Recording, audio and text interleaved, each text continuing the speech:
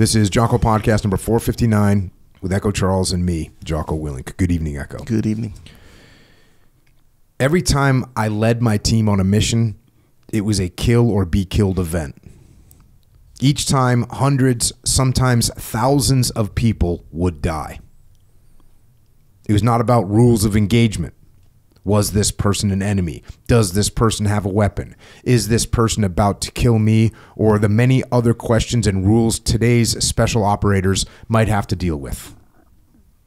SOG rules of engagement were very simple. Everyone was the enemy. The enemy had to be terminated, or you would be. And if the enemy caught you, the United States government would deny any involvement with you or what you were doing. You had no protection under the Geneva Convention. You were a spy. You were on your own. The death rate for SOG operators was high. After 5 months in SOG, I had lost 16 friends, teammates. There were many other SOG operators killed in action and mission in action that I did not know personally. Being a SOG operator was not conducive to long-term survival. At this point in SOG, I had been hit with shrapnel on 6 missions, splattered with small amounts of napalm twice, shot 3 times with an AK-47 in the radio on my back, hit by a large piece of shrapnel in my URC-10 survival radio on my chest, suffered 2 concussions, and survived a fixed-wing aircraft crash landing site and 8 prairie fire emergencies. But I was alive. And that right there is an excerpt from the preface to an incredible book called SOG, codename Dynamite, Book 2 by Special Forces officer and SOG warrior Henry Dick Thompson. Dick Thompson has been on this podcast before. Episodes 204, 205, 206, 401. He's been on the SOGcast with John Stryker Meyer. He's written 8 books, and we've covered 2 of them on this podcast. The first one being The Stress Effect on episode 206. And we covered SOG, codename Dynamite, Book 1 on episode 401. And those are certainly well worth listening to. But for this new book, it is an honor to have this Special Operations legend back with us again to discuss this book. Dick, thanks for joining us again. Thanks for the opportunity to come back. So, very excited about this one. The door is always open for the SOG warriors, as Echo was just saying before we hit record. The door is always open for the SOG warriors. It's been a little over a year since you were last on. When did you release this book, this new one? It came out earlier in the year. Yeah, I think it was several months ago it came out. Yeah. How's the response been to the new book? Very good. Yeah. It's doing well. So, how long did it take you to write this one? Well, I wrote book 1 and 2 as a book to start with, and then it was so long I went back and cut it in half, and then made some tweaks to it because it was an individual book to start with like that. I guess altogether it took a good 3 years to do this, and part of that was there are sections in here where I had to sometimes stop and say I need a break for a week or 2 before I go back in there, because every time when you're working on it, you're going back into the jungle, and your heart rate's up, and you're experiencing everything. John Stryker Meyer and I were talking one day about one of his books, and I told him, I said, Tilt, you got to understand that when a SOG guy reads a SOG book, it's not just words. We hear everything. All the sounds, all the smells, everything is there. We can't read it without hearing that. And I saw a meme somebody posted not long ago of a Huey helicopter, and what the guy was talking about was, you cannot see this picture without hearing it. When you see that picture, you hear that helicopter. Everything in there, I hear, feel, taste, smell. So sometimes I had to take a break and then come back to it.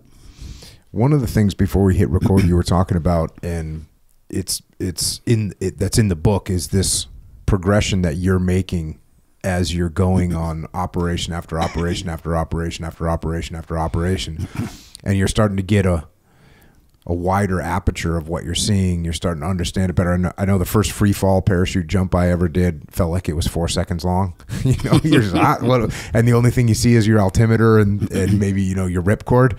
And then as you do more and more parachute jumps, it's longer and longer, and you see, you know, you actually see that there's a horizon, and you see that there's an aircraft, you see there's other parachute jumpers. So I imagine you're feeling that, and that's what I started feeling in the book, is you're just starting to be much more aware of what's happening, much more aware of what the enemy's doing, and then you talk about making changes to the way you guys are operating based on that. Yeah, when when you first go out on a combat mission, and you know people start shooting at you, your stress level skyrockets, and everything becomes very focused on where they are and what you're doing. But as you continue to go out, you start to see more and more of the battle space and what's going on. You start to hear things you didn't hear the first time. And in the book, you can see when it dawned on me one day, I don't like the fact that they're shooting at us with a RPD machine gun, but that's information. If they have an RPD, that's giving me more information about how large the force is that we're up against. I hear 2 of them this time. There are a lot of people out there now. If they have 2 machine guns coming and they're moving, if they're moving, where are they going? And now I'm beginning to sense a wider battle space, the movement of the enemy inside the battle space, what they're trying to do.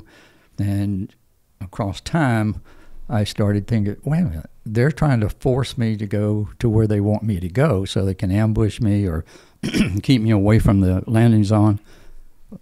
Why don't I do that to them? I know the terrain. I memorize it before I go out. I can see, that map in my mind. There are places I can cause them to move to that makes them a better target when I bring in the close air support. So why don't I start maneuvering them? Because they will react to the way I go. They have trackers out, firing individual shots or clacking bamboo together to try to get us to go. I'll just let my team continue to move this way. I'll just fall back, and I'll wait on this guy. And when that tracker gets close, I'll take my .22 pistol with an integrated silencer, and I'll silence him. And, so I can start doing those things to them. And, it's not just me having to go out there and have them pounce on us. I can bounce back. Yeah. If I play the cards right. Yeah, and again, in the book, you kind of see this transition to book 1 to book 2, and it's also not only the awareness of the battle space, the enemy, but also a hyper sensitive awareness of yourself and what the stress is doing to you, what your reaction, what time is doing in your head as these things are unfolding. So you end up being this sort of hyper aware, enlightened human being out there on this battlefield, and it's pretty awesome to see and awesome to be able to learn from it. Yeah, as you start to become more self-aware of what's happening with you, you can become a more effective warrior. But then to go to the next level is becoming more aware of what the enemy's doing and realizing some of the things you see them doing every time you're in contact, they're doing because they're human. I'm not just shooting animals. I'm shooting at humans. Humans have a reaction to being in combat. There's certain things they do. And, you know, you'll see in the book, one of the things I told my guys, I said, you watch. When we initially engage, if they dive behind a tree or a rock or something like that, almost every time you will see the muzzle of that AK-47 come around the right side of the tree. They all will go shoot from the right side of the tree. So you know they're going to do that. So you can be waiting on them. As soon as that muzzle comes, you get ready to put a 3 or 4 round burst right behind it, because that head's coming, you know, right around behind the muzzle. And they started watching this. Wow, they do that. Mm-hmm. In fact, I had a guy in Italy that's in a SOG group where they go out and reenact and, you know, play, and they do it with paintball. And he read that, and then he emailed me, and he said, we were out, you know, in contact this morning in our SOG group, and I was watching. We do that with paintball. Mm-hmm. The guys we were going against, they're shooting around the right side of the tree. I said, they're human. That's where they're going to go. So, you know, then you have to realize we're human too. Mm-hmm. And if we don't train that out of us, we'll go the same way every time. And they can figure that out, that you're going to come around that side, or you're going to hit the ground and you're going to shoot from right where you are. If they see you go down to the vegetation, they're going to shoot right there. Mm-hmm. You need to move. As soon as you hit the ground, you need to roll right or left. Don't be right where you went down, because they're going to get you. They just shoot into the vegetation. They'll get you. So those things, part of the learning process, and then you teach your people and you practice it. Yeah, it's very fascinating to watch that progression through the books. So as we get into book 2, to set this up, you know, book 1, I from what I figured, it's probably about halfway through your year-long deployment, your tour to Vietnam, where you pick up in March of 1969 is where this picks up. And going to the book, you say, I just returned to CCN from a tough B-52 strike bomb damage assessment in northern Laos with RT Michigan and Eldon Barswell as my 1-1. We've talked about Eldon Barswell, the legend, on the other podcast. It was late, and I was tired, hungry, and injured. I needed to go to the dispensary and have the medics repair some wounds before getting cleaned up and meeting Barswell at the mess hall for some much-needed nourishment. Barswell and I did a quick pre-AAR while we were eating, so we'd be ready to do a team AAR in the morning. When Barswell and I finished, I went back to my hooch, cleaned and reloaded my CAR-15 web gear. I lay across my bed to rest for a few minutes. I started to drift off to sleep, and I heard a loud knock on my door, followed by, Lieutenant Thompson, are you in there? Yes, what do you want? We have a new recon company commander, Captain Meadows. He wants you to report to his hooch at 2000 hours. When he told me, I said, you got to be kidding me. No, sir, 2000 hours. That's 8 minutes from now. Careful what you say, sir. He's on the other side of your plywood wall. Crap. It's just another day in SOG. Some people are fortunate enough to spend time under the mentorship of a legend in their career field. This was my first time. You know immediately that you are in the presence of a legend because the things they say, do, and tell you to do scare the crap out of you. They are so far beyond anything you have experienced before that it can be terrifying, but at the same time exhilarating. You know you are in for the ride of your life, and if you survive, you will experience a new way of thinking and performing as a result. Captain Dick Meadows was already a special operations legend. Everyone in the special operations world had heard the stories. Meadows had fought in the Korean War as the youngest master sergeant. He had been in super secret operations most of his career. He had reached a point in his service where the Army gave him a choice. He was told he could be promoted to sergeant major or captain. Meadows became the first direct battlefield commission that General Westmoreland awarded during the Vietnam War and had a guarantee that he could retire as a major. That's pretty impressive. He's the first battlefield commission in Vietnam. And also got a guarantee. Well, that's kind of nice. Yep. I don't know if there's any stipulations on what kind of trouble he might cause. At 2000 hours, I knocked on Meadows' door and reported to him. He invited me in and said in a calm, serious voice, "Good job out there, Thompson. I've been looking at your record. I like what I see. You're a warrior. You are relentless and not afraid to mix it up. You always have a high body count. I like that. Effective right now, you're the recon company XO.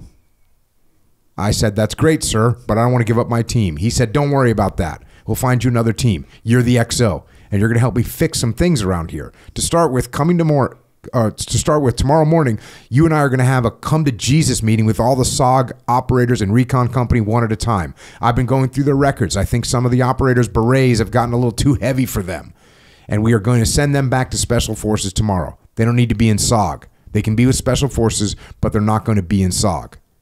I asked, what do you mean? He said, there are people here who are not going out on missions very often and others going out on missions and getting shot off the LZ every time. That's bullshit. They never actually complete a mission. Some people never go on a mission. They're always sick, lame, or lazy and can't deploy. They need to go somewhere else, and tomorrow, you and I are going to send them there. Captain Meadows did not play around. Oh, no. It's like, welcome aboard. We're going to clean house. And he was just serious as a heart attack all the time. I mean, it didn't matter if he was getting shot at, what was going on. He was just having a conversation. All right, you move over there. You take those guys. You come with me. We're going to go this way. And it just as calm as he could be. But he was, yeah. And he was a physical stud too. You got a little story in here. So he's 16 years older than you. Because what are you at this time? 21? 21. What is it? So he's 37. So he's 37 years old. You guys going on a little beach run. And you say in here, he'd been 16 years older than you. He'd been shot several times. He'd been stabbed. He'd been hit with shrapnel. And he takes off on a 7-minute pace. And then he started running faster. In the soft sand. Not down on the compacted sand, but on the soft. You say Meadows was not slowing down. When we got to the 2.5 mile point, I said, sir, I'm going to turn around here and head back. I have some things I need to take care of.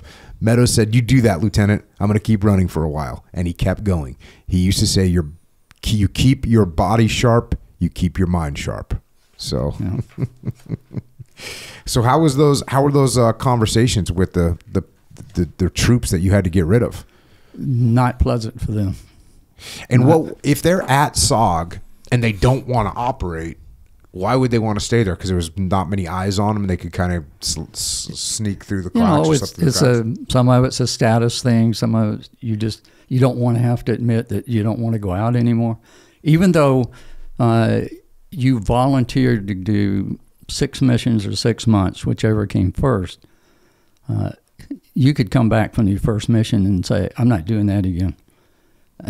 This is not my thing. I didn't realize this is what I was volunteering for. So you would have some people just say, I want a different job. I don't mind staying here, but I don't want to be an operator. It's a different world on the other side of that border. It's not like combat inside Vietnam. Mm-hmm. So, and the other thing that could happen is your 1-0, your team leader could say, I don't think this is your thing. Mm-hmm. I don't want you out with the team anymore, so I'm going to, have you taken off the team. So you could remove people. Mm-hmm. But sometimes, you'd built a friendship with them and you just let them hang around even though you knew they were going to get sick before, time to go on a mission or whatever. And how often are you getting new guys coming in? New guys coming into SOG? On a fairly regular basis, 2 guys, 3 guys at a time. Sometimes 1 guy shows up. And there was once they came to SOG, I forget, are they doing any? They're basically going into the team, and that's where they're getting their additional training. There's no other SOG pipeline. Yeah, it depended to some degree on your rank. A lot of people got to go to what was called 1-0 school.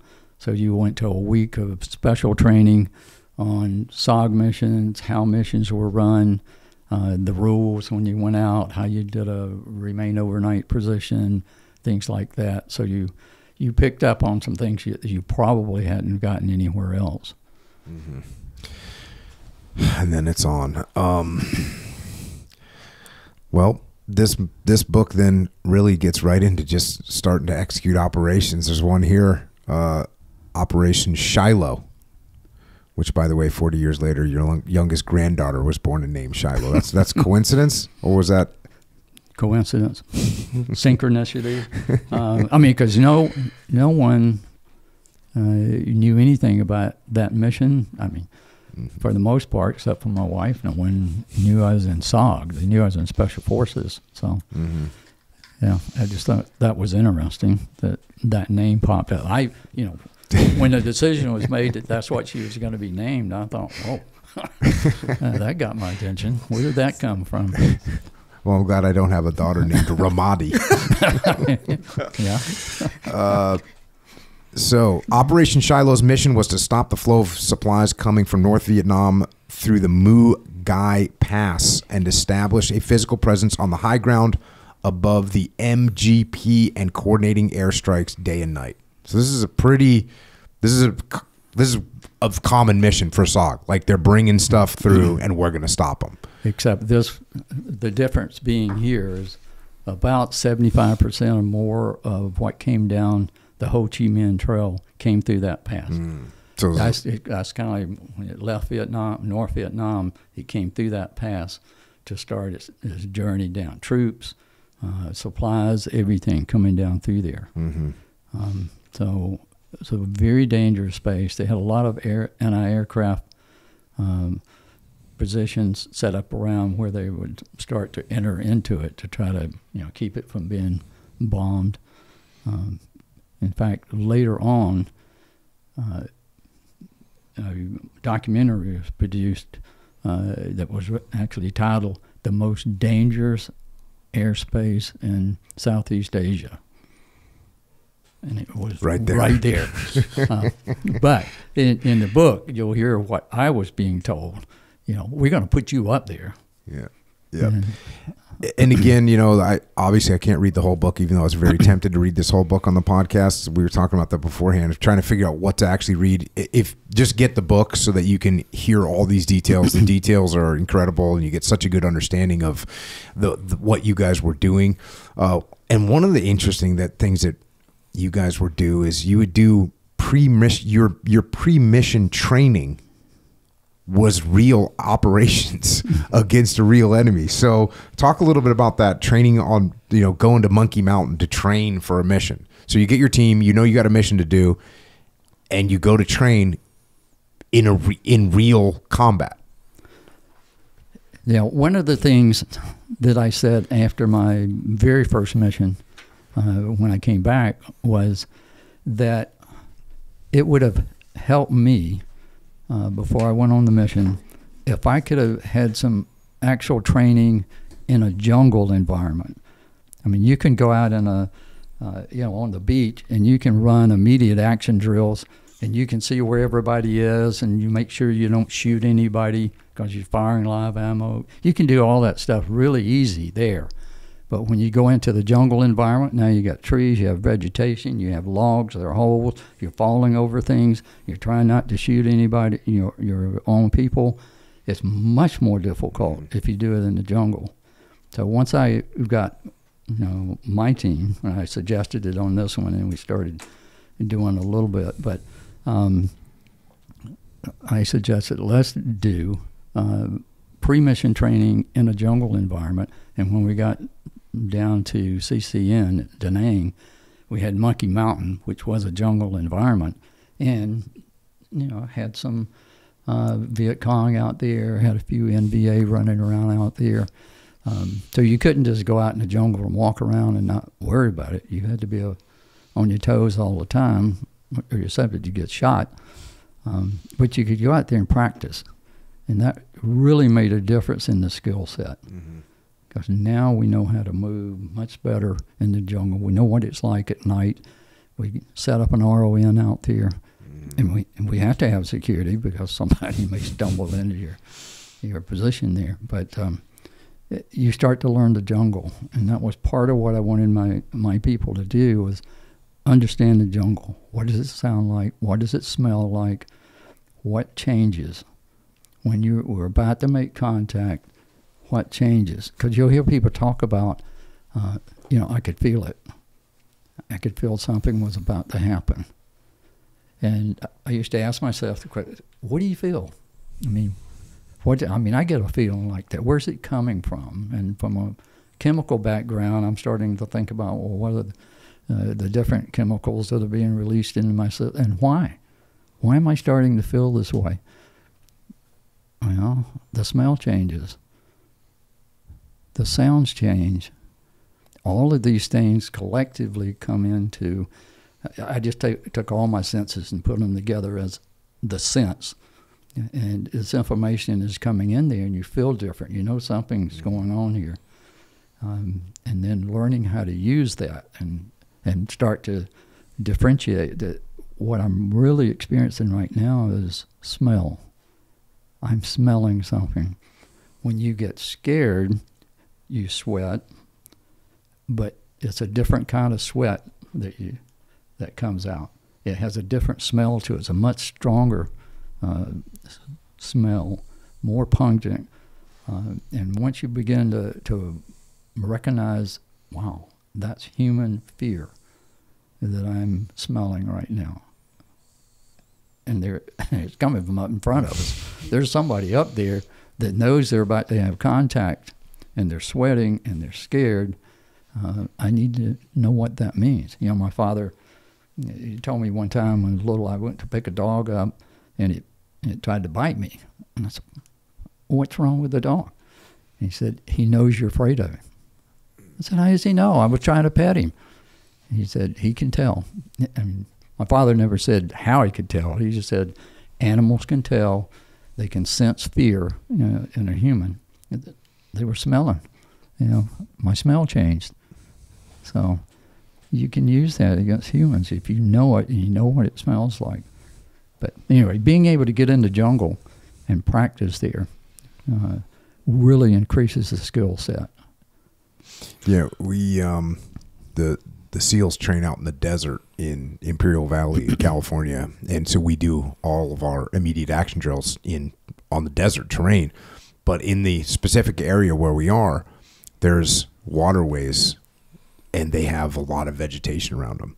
So depending on where we're fighting, like in Vietnam, the SEALs would, in that desert training area, would go to this specific area where it's very closed jungle-like terrain, and it's the same type of IADs that you would, or same type of immediate action drills that you do in the jungle, because it is a jungle. But so the mechanics are the same, but some of those there's things that have to adjust when you get into closed terrain, right.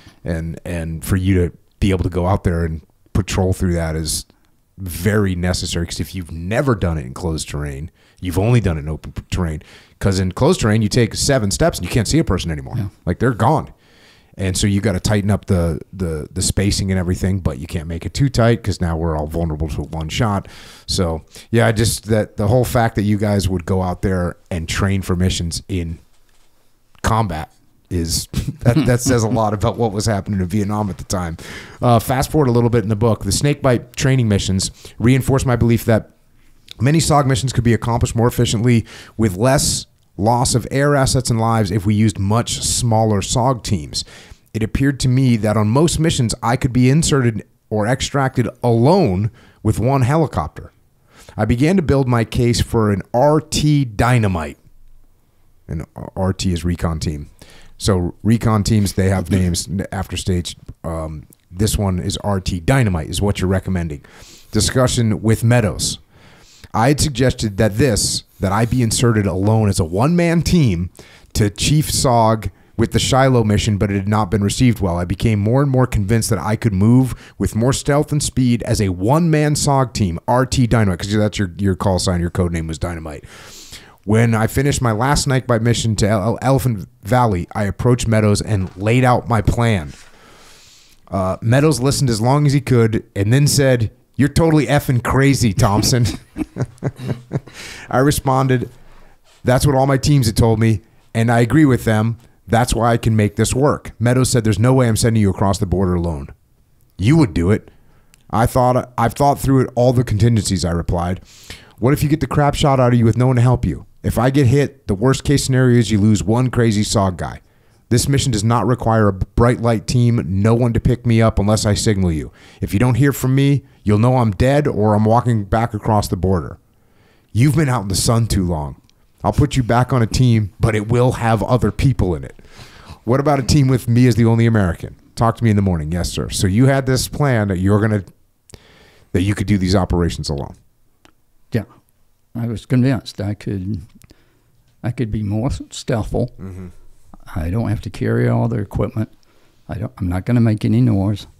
It's just me. You know, if it was a mission where what I was doing was going to locate an enemy force or observe, you know, what was in a convoy, things like that, where it wasn't, I was a kinetic type mission where I was going to go out and actually intentionally attack someone. I mean, I don't need a bunch of people with me. Just put me out there. I'm not carrying a big radio either. That thing's heavy. You know, I got my survival radio if I need to talk to you. You know, I'll come up on the emergency frequency and talk. Mm-hmm. So that lightens me up. I might not even carry a CAR-15. I'll carry, you know, a Sten gun or something with a silencer on it, and my .22 pistol with a silencer. So that if I do make contact, they don't know what happens to me. I just disappear all of a sudden. Mm-hmm.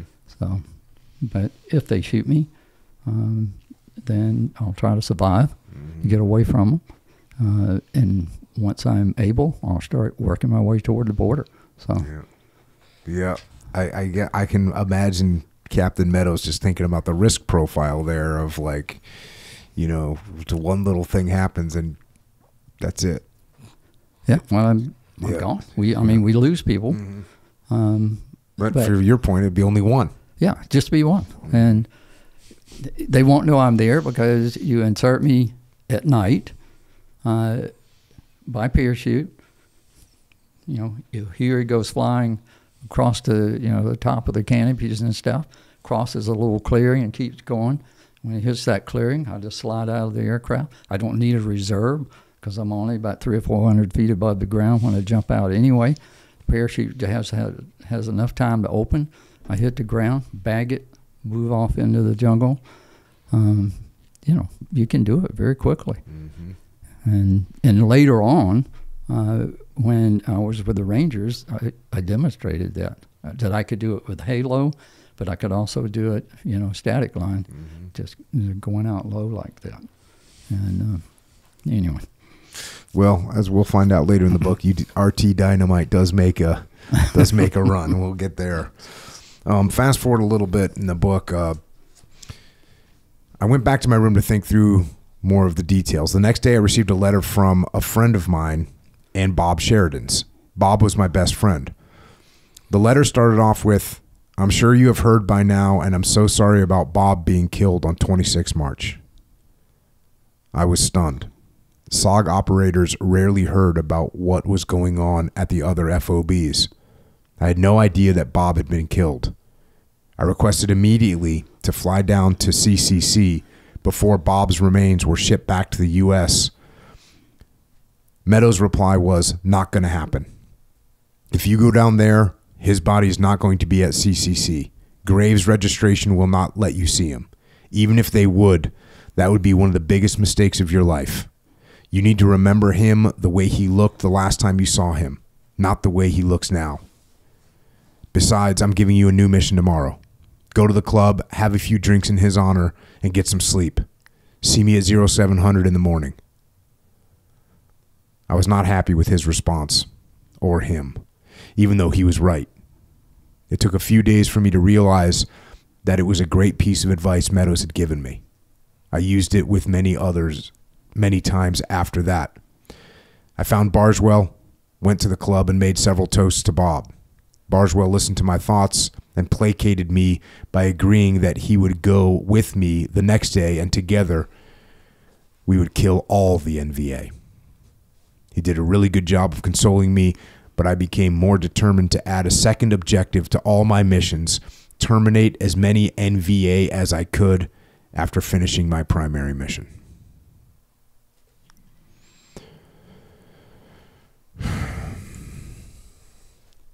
So that loss of Bob Sheridan definitely changed your mindset. Yeah. I mean, and, you know, Bardwell was great. As we sat there and consumed some of the philosophical nectar at the club, and he was like, "Oh, yeah, you know, tomorrow we'll go get him, and we'll take him out. You and I together, I mean, we can do some damage out there and all this kind of stuff to keep me calmed down. So that was great. And got me through that, and the next day it's time to go do some things. But, you know, I had continued to think about it. I mean, once I accomplished the mission, and all these guys are trying to, you know, terminate the team, I'm going to do whatever I can to take as many of them out as I can. And some of that is, you know, particularly after I learned more about me maneuvering the enemy rather than the enemy maneuvering me. And I start to move them in a position where it's easier to get them with the TAC air and stuff that's coming in. I can take a lot of them out as we're leaving. So. You also say this: on 17 March 1969, my good friend Sergeant First Class Ricardo G. Davis wanted to talk to me about his upcoming mission. He'd been on many successful missions, but this one had him spooked. This one was scaring him and making him feel like it was his last. I tried to encourage him, but he was really down. Before RT Copperhead was flown to Thailand launch site, Davis gave Lamont, his 1-1, a letter and his ring and asked him to deliver them to a particular person after the mission. RT Copperhead was overrun on 20 March, and Davis's body was not recovered. And that's the first in this book where guys are telling you, this happens over and over again, guys are telling you they got a bad feeling about a mission, and they end up not making it. You know, at what point in this deployment did you start to see that trend? Well, early. I mean, with Bob, when what happened was, you know, we got to SOG together at Da Nang. We were briefed on what SOG was and everything, but then that was the first time Bob and I got sent in different directions. So I went north to Fubai, and he went, you know, south to CCC. That was the first time in 2 years we'd been apart. You know, Thompson and Sheridan are really close, and you know, in the alphabet. And the Army did everything alphabetical, you know, so we would always be in the same platoon, same squad, Ranger buddies together, everything, you know, we did everything together. But I had that feeling, you know, that day when he left, I think this is it. I don't feel good about this. And, you know, and he didn't come back. Mm-hmm. So, but then I had other people you'll read about in the book tell me that. Mm-hmm. And then in one case, the 1-0, you know, a friend of mine was telling me the 1-1 was telling my 1-1 that he was concerned about them coming back. So I mean, and I didn't know, you know, my 1-1 was talking, you know, to the other guy. Wait, your 1-1 was telling the other 1-1? The other, yeah. So there was a team going out. Mm-hmm. Dennis was my roommate, mm-hmm. and Dennis and I had a conversation right before they left to go up to the launch site, and he said, I've never felt like this before, and you know, so we had that conversation. At the same time, he and I were having a conversation. His 1-1 met with my 1-1 and said, oh, I'm really scared about this mission. So they both had a bad feeling. Both were having it at the same time for the same mission, and they didn't come back.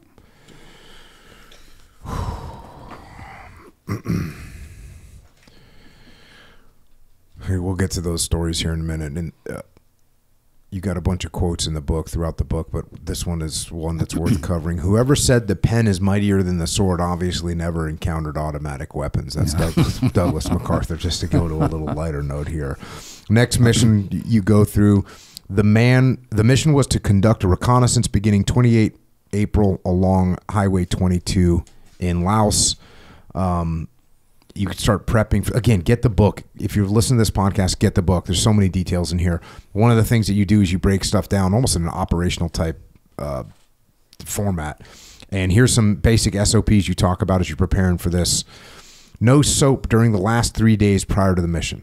Obviously, you guys wanted to smell like, not like perfume. Right. Only selected spices during the last 3 days prior to the mission. If we had a smell, it had to be an NVA smell. So you guys, did you just eat just nothing but Vietnamese food? And Final few days? Particularly what the NVA ate, particularly the spices they seem to have access to. Mm-hmm. You know, I told the guys when we were out there, at some point you're going to have to poop, and when you poop, I want it to smell like NVA poop. You know, so if they find it, I want them to say, "Oh yeah, that's one of us." So let's be careful what we eat, and you know, because in the book you'll also see I finally started teaching them about how to be invisible. Mm-hmm. And that became our big thing, you know, the signal, be invisible. I won't go into it here, but you have to be invisible in all of your senses. So if I'm going to be invisible, I can't smell. If I do smell, I need to smell like you, so you don't recognize it. I don't make any sounds. So everything was taped, fastened down, and just prior to getting on the helicopter to insert, you had to do the jump up and down test. Mm-hmm. Could I hear anything rattle, anything flop? You know, did you have any shiny piece of metal on you that if you had shiny metal, it had to be spray painted black or it had to be covered with black tape. Yeah, nothing could shine. And so all of those little components really focused around the different senses. So don't smell like soap. Mm-hmm. Another one, the inside of boonie hats would be covered with the orange side of a VS-17 panel. This is a trick that we used up until we started wearing helmets all the time. But in the 90s, we did the same thing. Inside of our floppy hats, we put orange VS-17 panel so we could turn them inside out and let the helicopters or air support see us. Everyone would participate in IV and tourniquet training. Everyone would carry 10 frag grenades and 3 claymores and 6 40-millimeter HE rounds. That's a good loadout. Right that there. was not received. Oh yeah, they were. The boys were not happy about that. Not happy about that. But if you think about it, if you have a 7-man team, you take 7 guys out. That's 70 frag grenades that you've got, 21 claymores, and I like to daisy chain the claymores, and I like to have on the main avenue of approach coming into our RON at night, I like to have 7 claymores daisy chained, covering that avenue of approach, and sometimes a couple of white phosphorus grenades in front of it just for fun. And if you approach us, that's 10.5 pounds of C4. 4,900 steel balls traveling at 4,000 feet a second. When that thing goes out, just the blast wave from that, even if the balls don't hit you. Yeah. And, you know, the NBA would say, this is different. This guy's crazy. Yeah. This is not a normal SOG team. These guys are crazy. One claymore mine is a deterrent. 7 claymore mines is a whole nother ball game. Yeah. Yeah. That's, And then there's 3 more after that. yeah. So if your survivors decide they are going to come on down to try to get us, there's three more daisy chains. And now they're thinking, this guy really is crazy. Nobody does that.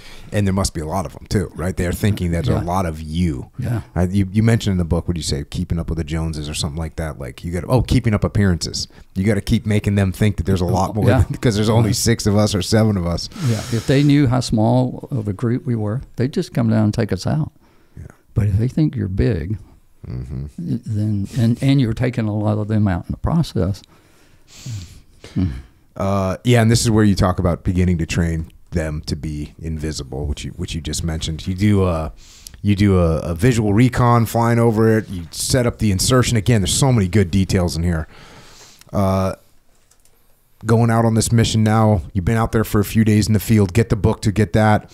Day 3, The rain stopped and the sky began to clear around 10 on day 3, and Covey was on station at an RP rendezvous point several miles away from our location. Our observation team returned from the road just before 12 and was giving a quick silent briefing on what they had seen on the road.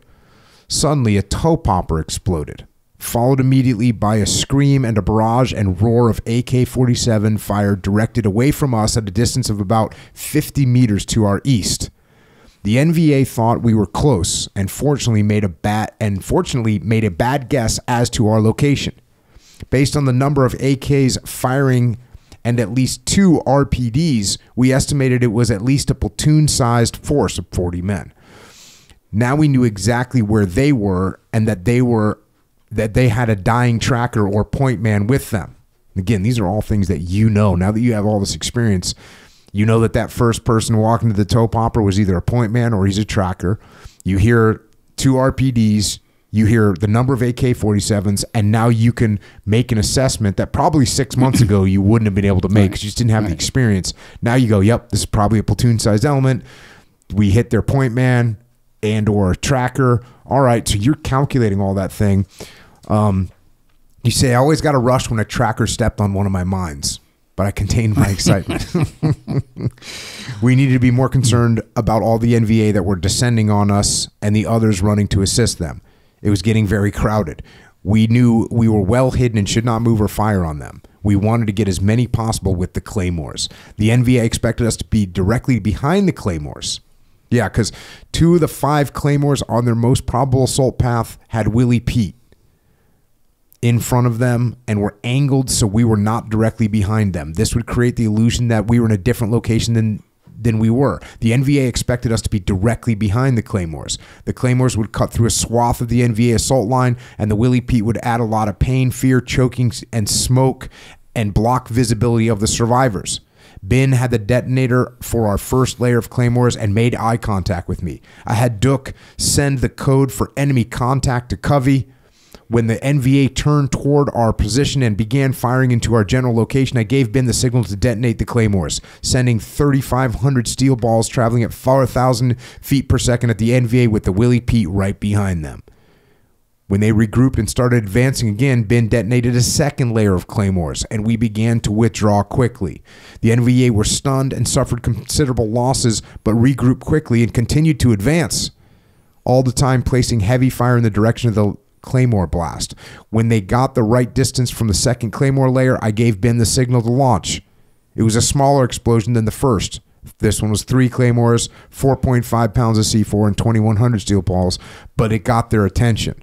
And again, I mean, when a claymore goes off, Echo Charles, you know what an M80 is? You know, like the fireworks thing? Yeah, hell yeah. That is nothing compared to a claymore. Like a claymore rocks your world. It's a massive, sharp explosion. And to have first 7 of those things or 5 of those things going off at one time is like, the fact that these guys advanced through this is impressive. It's impressive. And these things have steel ball bearings or something like that? Yeah, they have. Yeah. It's basically a piece of C4, and then literally the whole front of it is stacked with just ball bearings. Yeah, the front towards enemy. Yeah, front towards enemy. That's exactly what it is. That's a claymore mine. Yeah. And that right behind that layer of plastic is 2,100 steel ball bearings, and then behind that is the C4 that's going to blow up. So kind of like a wide-angle shotgun kind of a scenario. Yes, very much like a wide-angle shotgun. Yeah, that's brutal. Yeah. Fast forward a little bit. We needed air support right then. Judging from the fire we were receiving as we withdrew, the NVA force had built back to about 40 NVA directly engaging us. My concern was I could still hear at least 2 RPDs, multiple firepower multipliers. The CAR-15, AK-47, and RPD each had a very distinct sound. Duke contacted Covey and told him we were in heavy contact and needed gunship and extraction aircraft ASAP. Covey told Duke it would be approximately 45 minutes before he could have gunships and slicks on site, but he would have 2 A1s in about 20 minutes. So if for those of you guys that haven't listened to the other podcasts about SOG, Covey is the overhead special operations guy, a SOG guy that's overhead flying and coordinating everything from the air. And that's really the lifeline that just is connecting the guys on the ground with the rest of the world. So that's what, and they're the ones that are coordinating all this air, totally critical to the mission. And you guys are in this heavy contact, and you get, it's about 45 minutes before we can get you the support that you need.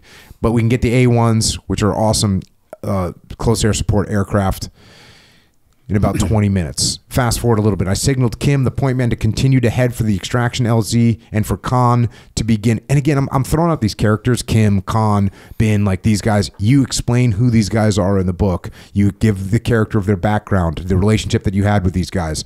So get the book. I signaled for Khan to begin leaving claymores behind on 30-second fuses. That's another neat little trick. Yeah. Because not only would you set them up when you're in a remain overnight position where you'd intentionally and deliberately plant the claymores on the most likely avenue of enemy approach, you guys would also rig claymores that you could just stick in the ground and with 30-second time fuses on them. So Echo Charles, on a claymore mine, there's little feet on it, and they're little stakes. They're like they're little stakes that you can flip them out and bend them down, and you can just jam the thing right in the ground. It's the most convenient device ever.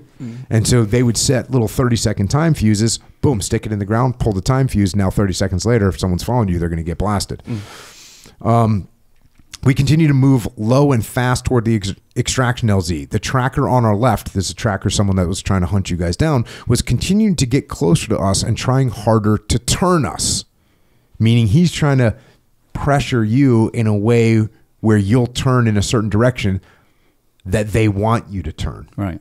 And this is a key component that you've been talking about today. I told Duke to continue moving the team toward the extraction LZ and keep talking to Covey. I would rejoin the team in a few minutes, and I put Bin unofficially in charge of Duke. I slipped away from the team and moved quickly and silently toward where I anticipated the tracker on our left would be when I got to him. I went into a one-shot, one-kill mode and put a silenced .22 long rifle bullet in the tracker's left temple. He flinched and dropped straight down. I ran to the body, made sure he was dead, and searched him. I took the documents I found on him. So that's exactly what you were talking about earlier. Whereas maybe earlier in your SOG career, you might have said, oh, there's a tracker over there. We need to go in the other direction. Right, exactly. You said, oh, I know where he's going to be, and I'm going to go kill him. Soon I was back with the team and slowly taking over coordinating air support. The A1s were very helpful in holding back the NVA, but the NVA numbers were increasing so fast we had to stop our movement toward the LZ. The automatic fire was churning up the ground, knocking bark off trees, and limbs were falling.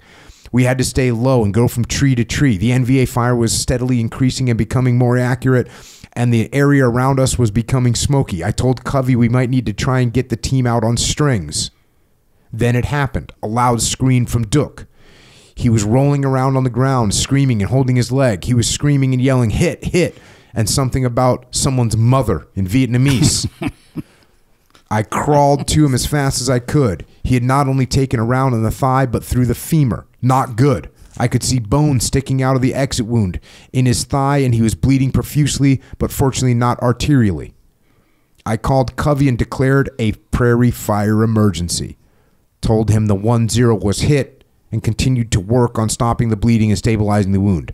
Duke could not keep quiet. Broken, shattered femurs are extremely painful. It always spooks the team when they hear one of their own screaming. The NVA could hear Duke's screams above the gunfire. They knew where he and I were. They focused their fire on us. I asked Covey to keep working the assets we had and to find some napalm ASAP while I worked on Duke. If he could not get napalm quickly, the NVA were going to overrun us. I knew if we stopped moving, the NVA would quickly surround us, then we would be dead. But we could not move Duke without splinting his leg, slowing the bleeding, and as much as I hated to do it, giving him a morphine injection. The NVA could hear him screaming and focus more of their fire on our position. They could tell we were not moving. I could not keep him quiet without morphine. He was in excruciating pain, and we were going to splint his leg and drag him to the LZ with the NV shooting at us. I gave him the morphine. Good news came from Covey. Napalm was on the way. It was time to put some NVA on the Barbie. The new plan was to make 2 napalm runs and have the second extraction helicopter trail the first by 60 seconds. I inserted Duke's IV for his ringer solution while we were waiting. Fast forward a little bit. We were receiving withering fire and quickly running out of time. Every time I fired 5 to 6 rounds at the NVA, they sent hundreds back at me from different locations.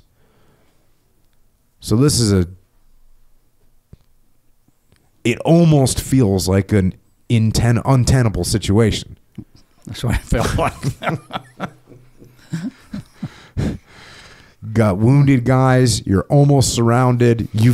With the amount of destruction that you've unleashed on the enemy, and they're still coming after you. Nightmare. Yeah, I kind of felt like it was, in these situations, it was like what happens when you kick the top off of an anthill and they just come swarming out after you. You make contact with that small group and all of a sudden they come from everywhere, because they know where we are now and they come after us. And they also know that you're back behind enemy lines. Like there's nowhere to run. They gotta be thinking, oh, we got them cornered. We can get them. Yeah. Fast forward a little bit. Dynamite, Covey. Covey and I were friends. He started using my code name in place of my mission call sign. He knew it was a constant reminder that I had a friend above working hard to get the team out. Dynamite, go. Dynamite, you the 1-0 now? Roger that. Sometimes in the heat of battle, call signs got temporarily dropped in the constant back and forth communication. Congratulations on your promotion. Thanks. Do you have NAPE for me? We're running out of time down here. I've got a flight of fast movers with NAPE. I need you to mark your location ASAP. I fired a white flare through the canopy. Roger, ID flare. Identify white, and that's just a protocol to go through. You mark your position, and then they identify what color it is. Dynamite, roger that. Put the NAPE 100 meters southwest of my position, flying southeast to northwest. Danger close. Second NAPE 60 seconds later. Same position in azimuth. Covey. NAPE 100 meters southwest of your position, flying southeast to northwest. Danger close. Second NAPE 60 seconds later. Dynamite, roger that. Dynamite, NAPE 1 is 60 seconds out. Danger close. Get your head down. Roger that. I yelled to the guys above the gunfire. Virginia, get down. NAPE in 30 seconds. As usual, the jungle canopy made the napalm very messy, but most of it landed on the NVA and none on the team. Great job, Covey. Roger that. NAPE 2 in 30 seconds, followed 60 seconds later by that extraction bird. Heads down, then stand by. Virginia, get heads down. NAPE in 30 seconds. Virginia, orange hats. Another great job, Covey. First load ready, but it's very smoky. Difficult to see and breathe. Smells terrible. Still a lot of ground fire. Don't shoot the orange hats. Bin, Bao, and Chin placed as much supporting fire on the NVA positions around the LZ as they could, while I stood up with a VS-17 panel to guide the extraction bird to the first extraction load location. I had to drop to my knees because so much fire was coming at me. I would have gone all the way to the ground, but the grass was too high to be able to see from the prone position. So you're trying to get these helicopters to be able to see you and know where to land. And in order to do that, you've got to pull out a VS-17 panel, which is a bright orange piece of material. And you've got to mark your location exactly. And there's so much gunfire, you're on your knees. You can't go all the way to the ground because you'd be in the grass. They wouldn't be able to see it. The helicopter had to come to us because we could only move Duke a few meters, especially with all the automatic fire coming at us. The ground fire in our position and helicopter was steadily increasing. Once the first load was on the helicopter, I gave the pilots a thumbs up and signaled to lift off. He was receiving so much fire, he was already lifting off the ground before I gave the signal. The door gunners were destroying the NVA. The barrel on the one door gunner's M60 was so hot it had turned red. I could see that some of the tracers were going in strange directions because it was so hot. Some were tumbling end over end. The first extraction helicopter with Duke and the other 3 team members lifted up and out of the LZ with the enemy fire all around them. Above the cracking and popping of the bullets, I could hear some metallic clangs as the helicopter took hits.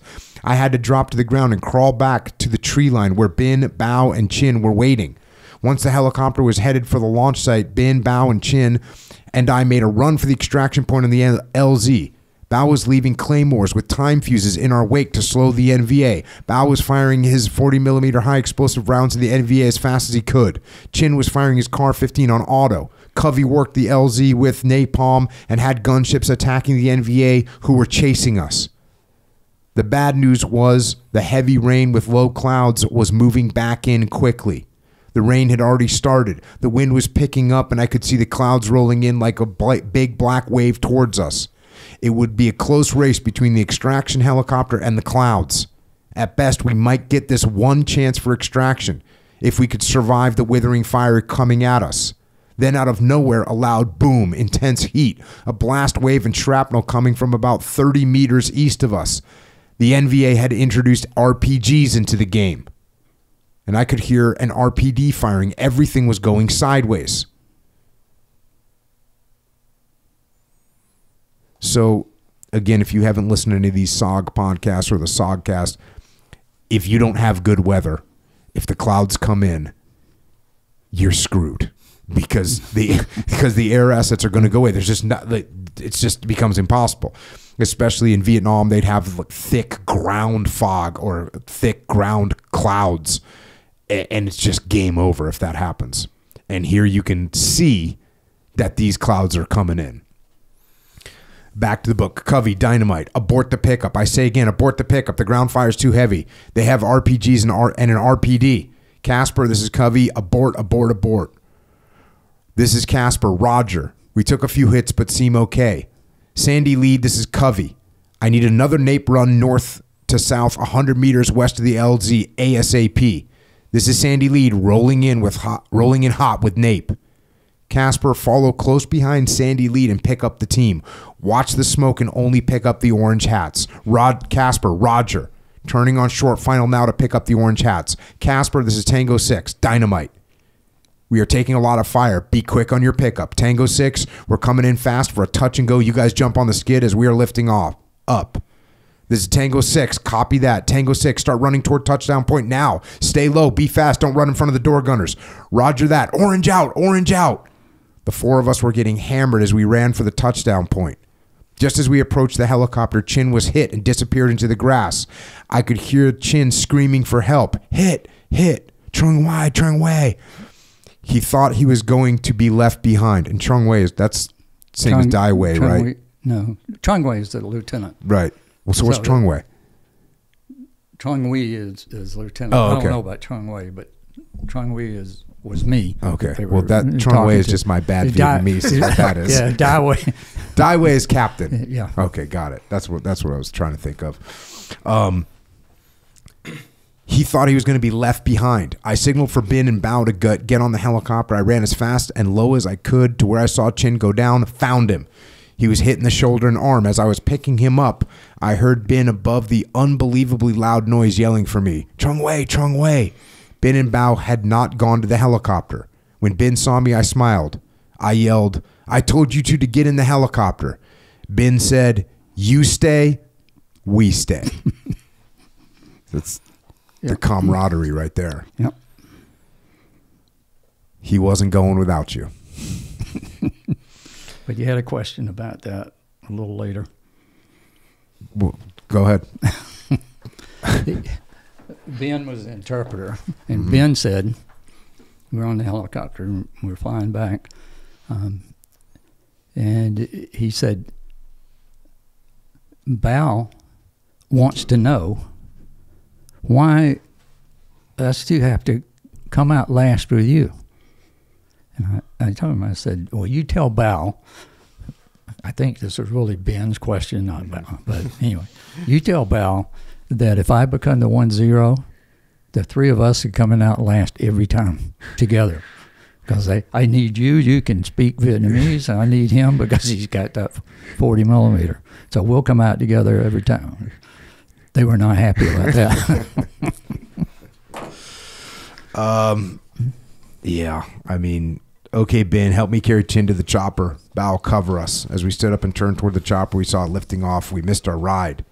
There had been a lot of radio traffic, but I had been too busy to listen. Covey, dynamite. Guess we missed our ride. We're going back to the tree line. This grass is not stopping bullets. Dynamite negative. Stay where you are. A backup bird is your last chance to get out today. It's on short final now. If I were you, Dynamite, I would not let anything stop me from getting on this one. This is Dynamite. If he gets within 10 feet of the ground, we'll be on it. Copy that.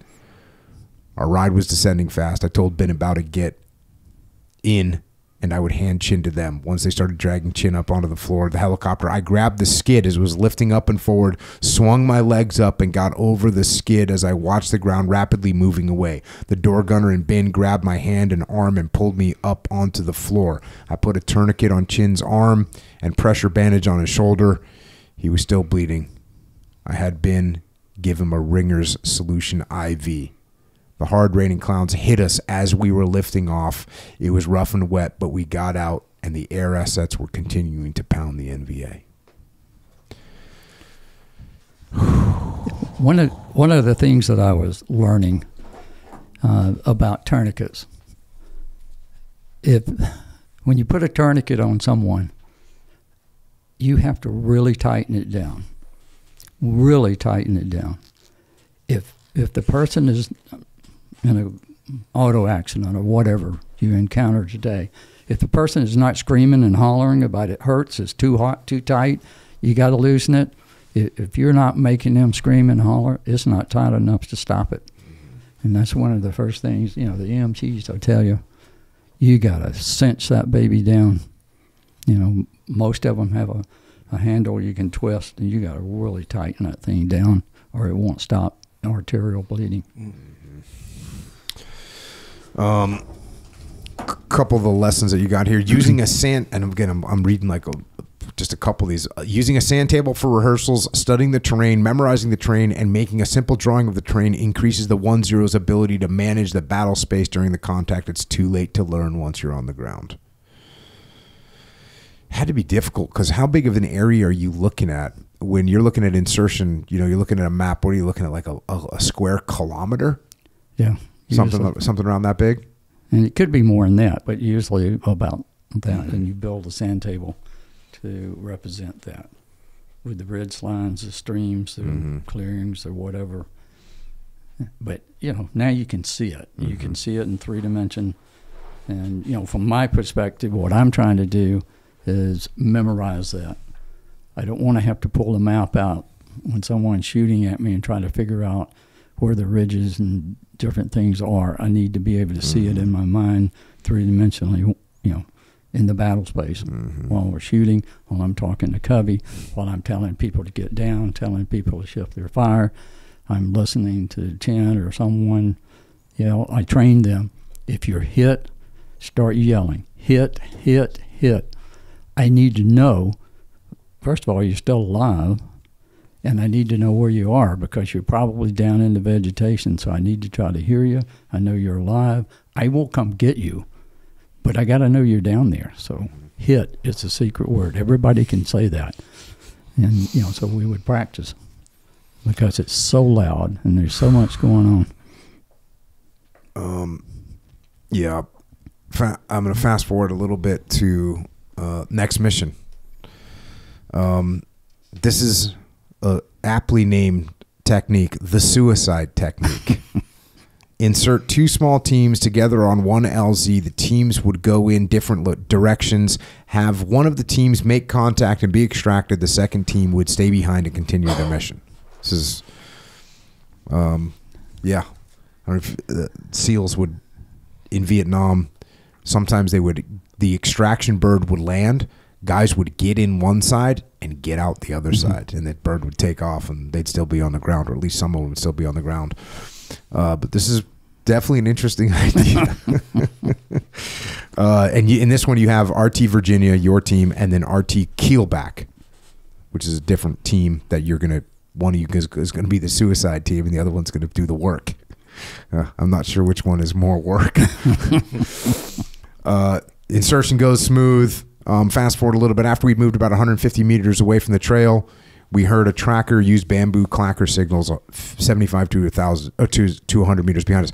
When you're going in on this, did you designate who was going to be the suicide team that made contact, or was it just by chance whichever one runs into the enemy first? Okay, so you got 2 teams.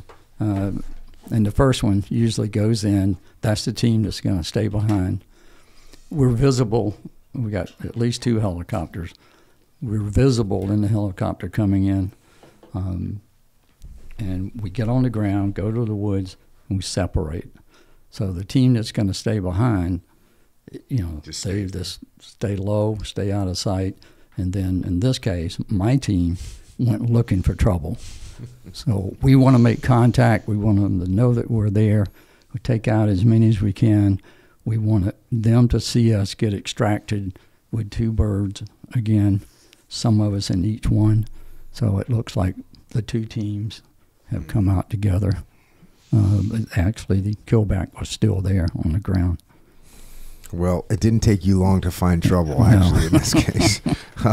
After about 2 minutes, I could see him about 15 meters from me, but I couldn't see his head. I wanted a headshot. Suddenly, he turned and started to move away, giving me a view of his head. He must have heard or smelled something from my direction and quickly turned and faced me. I put 4 .22 long rifle bullets in his chest and 2 in his head before he dropped to his knees, fell slowly to his side. The target practice I had been doing with the high standard pistol with integrated silencer had paid off. And you talk a bunch about the training that you do in here in between operations. You end up in a remain overnight location. There's a bunch of rain. Fast forward a little bit. The weather was too bad to get support. That's what I was just talking about. We didn't know how many NVA were coming. They were searching the thick vegetation for us. To do this, they had divided into small 3 to 4 person teams, and one team was coming right at us. So you guys are in this. You guys are in a perimeter, trying to be quiet, sitting in this position where you're planning to remain overnight, and you can hear these small teams bushwhacking, looking for you guys. Right. Fast forward a little bit. Then suddenly, our worst nightmare happened. 2 NVA stepped inside our small perimeter. Perimeter is about 6 feet in diameter. We all froze in place and literally held our breath. Mannequins. Freezing and scared mannequins. We could not fire our weapons for obvious reasons. It would take too long and make too much noise to attack with our knives. I had my .22 high standard with integrated silencer in my hand. I always kept it out and easily acceptable in the remain overnight just in case we had visitors like now. The rain would cover most of the noise, but the small muzzle flashes would say, "Hey, here we are. Shoot us. Especially shoot me." We held our breaths as they passed through our perimeter without stepping on anyone. I could feel the weight of a large blood-filled leech hanging on my back. I could smell the spices on the NVA's breath. The NVA were about 15 feet out of our perimeter when one of them felt his foot catch on a wire and Ben felt his detonating wire jerk. The NVA soldier told his teammate he had found a wire and he was going to follow it, and for his teammate to follow the wire in the direction they were traveling. The NVA soldier was coming toward it. So these guys are walking. They walk right through your perimeter. They're out of your perimeter, which is a miracle. But then they hit one of your Claymore wires that you guys had set up. And now he's tracing that wire back to see where it leads. The NVA soldier was coming. But he was smart. The one that's talking. He was smart. He sent his buddy to go to the other end of the wire because he figured that's where the Claymore was. Yeah. So you walk down there. The NVA soldier was coming toward our perimeter and right at Ben. I whispered to Ben to stand by. When the NVA was about 10 feet from Ben, I whispered, "Now." Ben set off the close layer of Claymores. I simultaneously fired 4 long rifle bullets into the NVA soldier. The loud explosion, blast wave, very bright flash of light, flying debris, body parts, and screams. Random firing covered the small flashes and sounds from my pistol. The 2 NVA and others close to us were down for good. We then set off all the remaining Claymores with a tremendous explosion and thousands of steel balls going away from us in all directions. The NVA who were not killed or wounded were stunned, confused, and firing randomly, even at each other. I threw 2 frag grenades toward the closest group of NVA and gave the code word to withdraw. We began to slip and slide away from the RON site and the NVA who were firing in our direction. We had to slip by another search team that was firing randomly. I threw a frag grenade toward their muzzle flashes. They stopped firing and I heard screams and moaning. Fast forward, I radioed Moonbeam using the whisper technique and sent the Prairie Fire emergency code. And if you don't know, again, listen to the SOGcast, listen to this podcast when we've had the other SOG warriors on here. Prairie Fire emergency, when you guys would send out that code word, every air asset in Vietnam that would come to aid you guys because it meant you were in threat of being overrun. Fast forward a little bit. Covey had scrambled 2 F-4 Phantoms and an extraction King Bees and gunships on standby. Covey was about 10 minutes out, but he was already running the air show. We had to evade and survive until air support arrived. One of my immediate concerns was to make sure we, RT Virginia, did not put any airstrikes or gun runs on RT Keelback. At that point, I didn't know their exact location, but I was sure Covey did. So you've got, this is the suicide mission, so you've actually got friendlies that are out there doing their thing, and you obviously need to be cautious about dropping air. Fast forward, Dynamite, this is Covey. I'm on station and working the valley with fast movers. We are getting secondary explosions in the valley. Cobras are getting close. Hang in there. Dynamite, Roger. This is Covey. I'm going to need to know where you are when the snakes arrive. Dynamite, Roger. This is Covey. I've got a second set of fast movers. I'm going to work them north of your position until the snakes arrive. The Cobras were getting close, but were not to us yet, and it was very dark, making it difficult to use them. We were completely surrounded by over 200 NVA, and more were coming. They were tightening the noose. If they had known there were only 5 of us, they would have come down and killed us. This is one of those cases where we had to keep up appearances. That's what I was talking about earlier. And luckily, you guys all carried 10 grenades each, which is ridiculous and awesome. Fast forward a little bit. This is Covey. Snakes are coming in hot with fangs out. Stay down. Dynamite, Roger. The Cobras were receiving a lot of ground fire, but the NVA were getting the worst end of it. Thousands of 7.62 millimeter rounds were raining from the sky, along with a mixture of rockets and 17-pound high-explosive warheads and 40 millimeter high-explosive grenade rounds. Bullets and shrapnel were going everywhere. The smell of gunpowder was strong, and the smoke was irritating our eyes. The NVA bodies were literally stacking up. Of course, the NVA, they're determined. Fast forward a little bit. The NVA mounted their next assault right into our claymores and 40 millimeter grenades. Bao launched his 40 millimeter grenades in rapid succession. As they got closer, we began to use 3-round bursts toward their muzzle flashes and sounds and tossed frag grenades. We were taking a lot of casualties, and I'm sure they thought they were facing a larger force than we were. Yeah, that's another thing, just in case you haven't been tracking these SOG missions or just general combat, especially at night, if you start shooting, the enemy's going to know where you are. But if you're just throwing grenades, you have plausible deniability about where you are, right? That explosion could have come from, it not only could have come from anywhere, but it kind of could be different things. It could be a booby trap. It could be a landmine. There's only one thing with a shooting gun, and that's a person shooting a gun. So you're giving your position away. But if there's an explosion happens, it could have been a booby trap, could have been a landmine, could have been a claymore. You don't really know. And so that's what you guys are trying to minimize shooting as much as you can because you don't want to give away your position. Right. Yeah. When you pull that trigger, you light up like a neon sign. And then, you know, the NVA would light you up. Fast forward a little bit. Give me 20 millimeter danger close, 30 meters north of our position. Fly east to west. Identify my flare. And again, just from a close air support perspective, there's a reason that you have to give the azimuth that you want the aircraft to fly on, because you want to make sure that if their shots are short or long, they don't strafe you. Right. So when you're in control of those air assets, there's so much thought that has to be happening very rapidly to make sure that you keep your team safe on the ground. You know, when you're flying an aircraft, shooting, whether it's 20 millimeters or rockets or machine gun out of it, the slightest little movement, that round can go 100, 200 meters in the opposite or in a different direction. So you've got to keep these guys on a azimuth that keeps your team safe while they're shooting. Yeah, it's much easier during the daytime because in the daytime, my left palm and my right thigh became my information center. writing call signs, writing azimuths.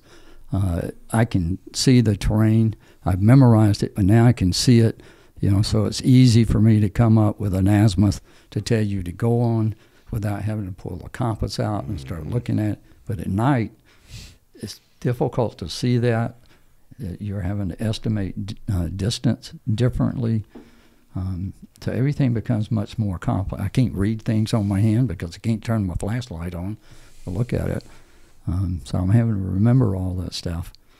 So it becomes a little more difficult. Yeah, that sounds a lot more difficult, actually.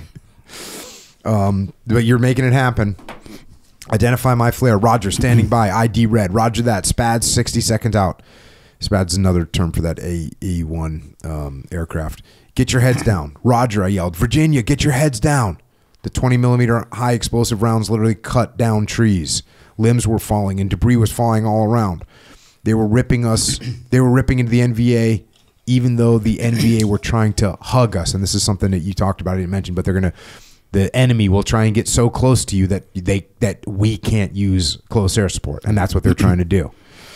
Dynamite, second A1, 30 seconds out. Roger, I yelled. Virginia, grenade, then stay down. Everyone threw a grenade toward the NVA to slow their assault, then hugged the ground. The 20-millimeter ripped through the bad guys.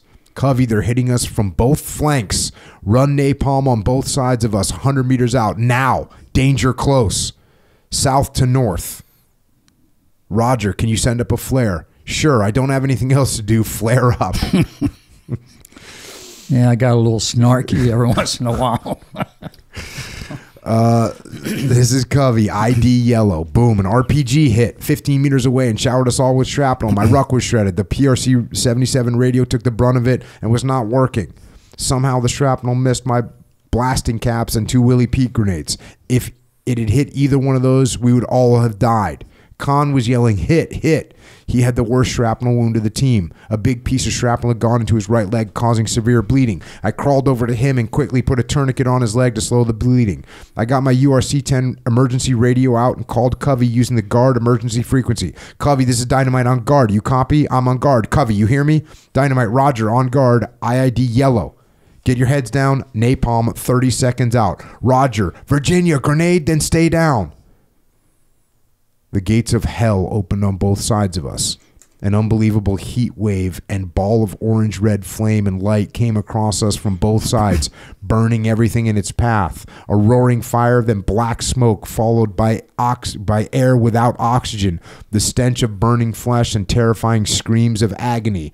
The screams continued as human torches stumbled around and fell, consumed by the jellied gasoline. Bao and Khan began to vomit uncontrollably. Kim's leg was on fire, and I had a small fire on my side. We got the fires put out and engaged the NVA survivors. The napalm had opened up the terrain significantly, providing us with light from its fires. From the fires it started, and good fields of fire. The NVA were determined to destroy us, but seemed to be dazed, making them easy targets. That napalm saved you, huh? Oh, yeah. When I discovered napalm fairly early on, I realized that was the most brutal thing I could use against them. The thing that terrified them the most was napalm. When they saw their buddies staggering around, just human torches, and they were dying, they could smell their buddies cooking. If they survived, if they didn't get hit, they wanted no part of it. Mm-hmm. Let's back away clean, Jack. Because these guys are serious. That's some bad stuff. And it's so bad that your guys they can't stop throwing up from the smell. The smell of the cooking flesh, it's just, yeah. I mean, it's hard not to throw up when you smell all that stuff. Fast forward. This is Covey. King Bees are 60 seconds out. And they could come and get you. I threw a red smoke grenade as we lifted off. I could hear the metallic clangs of the aircraft. We were taking hits as we were lifting up. The King Bees kept climbing. As we flew away, I looked down at the aftermath and knew that RT Keelback was still down there and that they would be on the ground for 4 more days, completing what would be a very successful mission. But Virginia was out. Some days at SOG were more difficult than others, and this has been one of those days. Yeah. Yeah, you guys had this signal where when you dropped red smoke, after that meant the last guy was out and they were cleared hot. The aircraft were cleared hot. One of your AAR points, when you get soaked to the bone with cold rain, it makes your teeth want to chatter and your legs shake. If you add a little fear to the cold, it becomes much more difficult not to chatter and or shake. It's weird because people, when they think of Vietnam, they don't think of freezing cold. When you get wet. But when you get wet. And then throw a little fear on top of it, you know, your leg just starts hopping on the ground and you push it down, you know, because you know it's made. And then your teeth start to chatter and holy cow.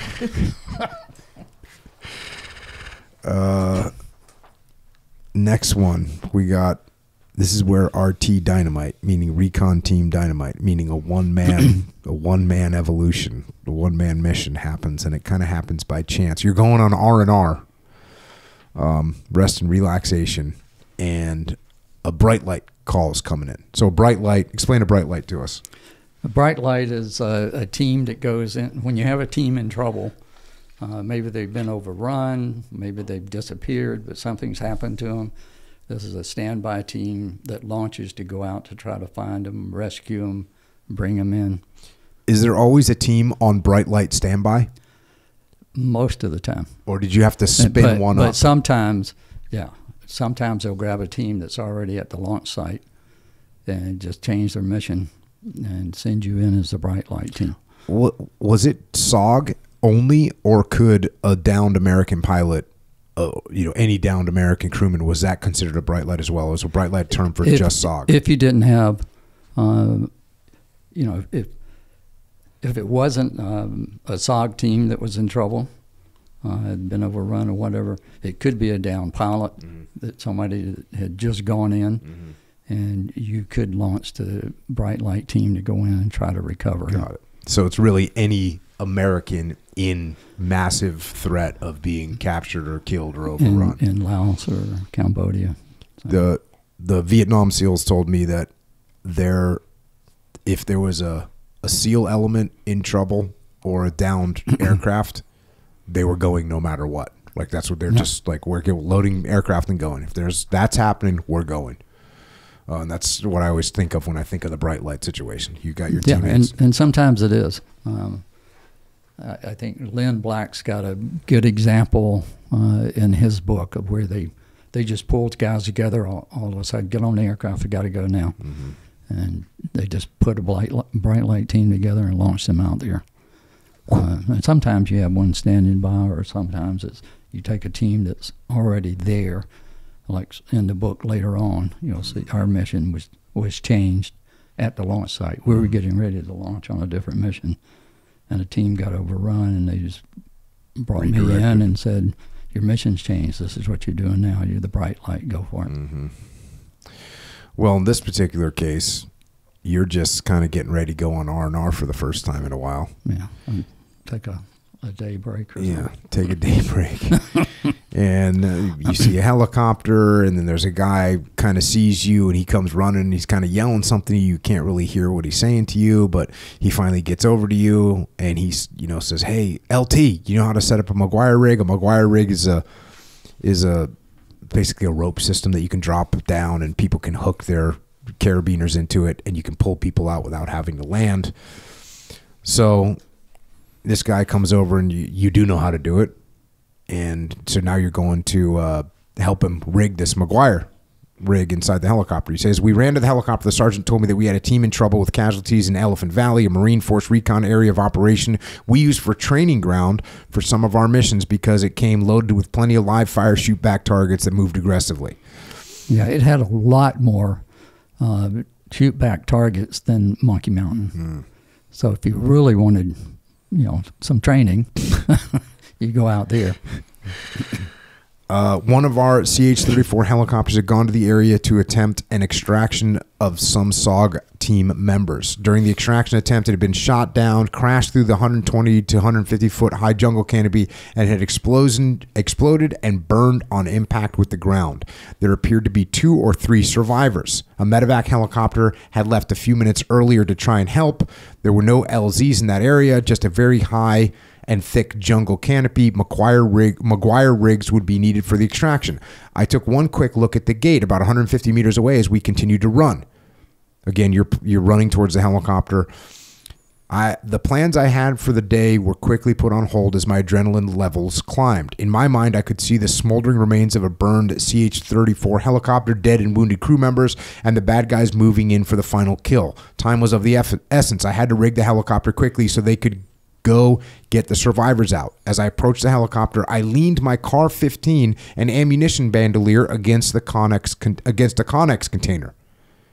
You know, you're going to be rigging something, you're going to be on the ground, you're going to be working, tying knots, and you've got your weapon, and so you just set it down outside the helicopter so it's not bothering you when you're in the helicopter. All right. I climbed in the cargo compartment of the helicopter, began working feverishly to attach the McGuire rig nylon ropes to the floor. After a few minutes, the crew chief leaned over and yelled to me, "The team is in enemy contact. We have to go." At that point, I realized I had been concentrating so much on what I was doing, I had not noticed that the pilot had turned up the engine RPM and the aircraft was beginning to vibrate. In fact, we were lifting off. I pulled the crew chief over to me and yelled, "I'm not supposed to be on here." He looked back at me, shrugged his shoulders, and yelled back, "Sorry about that." As I looked down, I saw the CCN main gate pass under me. I sat back against the firewall, fastened a seatbelt around my waist, and resigned myself to the fact that my R&R would be delayed a couple hours. As we flew, I began to realize that I didn't know where I was going, what I was going to do. And I was naked. I had left my weapon and ammunition leaning against the Connex. I was flying into combat without a weapon. The only things I had were my fatigues and boots and a pounding heart. What a Friday afternoon of R&R this was turning out to be. So that's just got to be the most horrible feeling that you could ever possibly have in your life. It wasn't exactly what I wanted to do that afternoon. So. But not having your weapon. Yeah. You know, I never went anywhere without a weapon. Yeah. Until that day. Yeah, and the Connex box is probably 15 feet away, you know, like when you're I'm going to go rig this thing. I don't want it to be in the way. About 15 minutes into the flight, I had an epiphany. I had previously asked Chief Zog, Colonel Kavanaugh, Lieutenant Donahue, the CCN commander, and Dick Meadows, a recon company commander, to let me do an RT Dynamite mission, a one-man team, just me. They all said no, but fate had just said yes. This was my chance. Are you already thinking you're going in at this point? Yeah. Fast forward a little bit. A few minutes later, the crew chief, with a shocked look on his face, pulled me toward him and yelled, "It's happening. The helicopter is in front of us. The helicopter in front of us has been shot down. The team is still in contact and cannot go to the crash site. We'll be there in 10 minutes. So there was another helicopter, rescue helicopter, ahead of you. They got shot down. So there's a helicopter that had crashed. Now the rescue helicopter gets shot down, and you're the following helicopter." Right. He looked at me and shook his head in disbelief. My pucker factor increased significantly. RT Dynamite had just been activated. Fast forward a little bit. We circled around and came back to the medevac crash site for a closer look. This time I could see the crew members were injured and trapped inside the aircraft, and fuel was spilling out on the crew. Any spark from inside the aircraft or a tracer round would ignite the fuel and burn them alive. And what elevation are you hovering at? Well, we're, 300 or 400 feet, above the canopy. But, I can see down through that hole. Mm-hmm. And you can see the aircraft is down in a ravine. So it's elevated. The fuel is spilling out, kind of running down across them. Fast forward. I yelled to the crew chief to tell the pilot to go back to the medevac crash site, and I would drop a McGuire rig down into the canopy, climb down to it, then climb down a tree to the ground. So this is already, superhero activities. No, it just sounds like a good plan. I don't have any other way to get down there. This is simple. Yeah. Climb down the rope, climb down the tree. When the crew chief, told them, both the pilot and co-pilot looked around over their shoulders at me as if to say, "Are you fucking crazy?" The crew chief leaned over and yelled, "The pilot says you're fucking crazy." I told them to tell the pilot that I might be crazy, but his buddies were going to die a horrible death in a few minutes if we didn't do something. He quickly turned the aircraft around and flew back to the medevac crash site. I pushed out one of the McGuire rigs, and the bag of sand quickly took it to the canopy. We were still receiving ground fire. At this point, we were approximately 100 feet above the canopy. I happened to see that the crew chief had an M16 strapped to the wall behind him. I told him to give it to me. He was a little hesitant at first, probably because he thought he would never see it again. He handed it to me along with a bandolier of 4 magazines. I checked the safety, chambered around, and thought, great, I'm going into the middle of a firefight alone with 5 magazines of ammunition. And a weapon that may or may not be sighted in. Definitely not sighted in for you. I stepped out onto the skid of the helicopter, confident that I had a workable plan. Okay, fair enough. I was 400 feet above the jungle floor as I looked down and took a quick mental picture map of the terrain, crash sites, location of the sun, etc. that I could use to navigate by once I was on the ground. As I grabbed the rope with my bare hands, I remembered that the ropes were new white nylon ropes. New nylon ropes are very slick. I knew it was going to be very tough to hold on to, but I figured I could wrap my feet around it and make it work. The crew chief leaned over to me and yelled, "The pilot says we're receiving too much ground fire. We have to leave." I knew it was time. Some situations do not give you decision alternatives. This was one of those cases. More men were about to die. Going down the rope was the only way I could influence the outcome. I stepped off the skid and quickly began to discover some flaws in my plan. Even though I squeezed the rope as tightly as I could, I was not able to hold the slick rope tight enough to prevent the rope from sliding through my hands. A nylon rope will cause severe burns if it slides across your skin. The rope began to slide through my hands at a faster and faster rate. After about 30 feet, the white rope had turned blood red from sliding through my hands, literally. It had burned the skin off the inside of my hands, fingers, and thumbs. I was bleeding badly and could not slow down. To make matters worse, the rope no longer reached the canopy. The aircraft was beginning to move because of the ground fire and had lifted the end of the rope about 15 to 20 feet above the 150-foot treetops. My rate of descent was increasing rapidly, and the only thing I could do to prevent my death was to be able to hold onto the McGuire rig strap when I got to the end of the rope.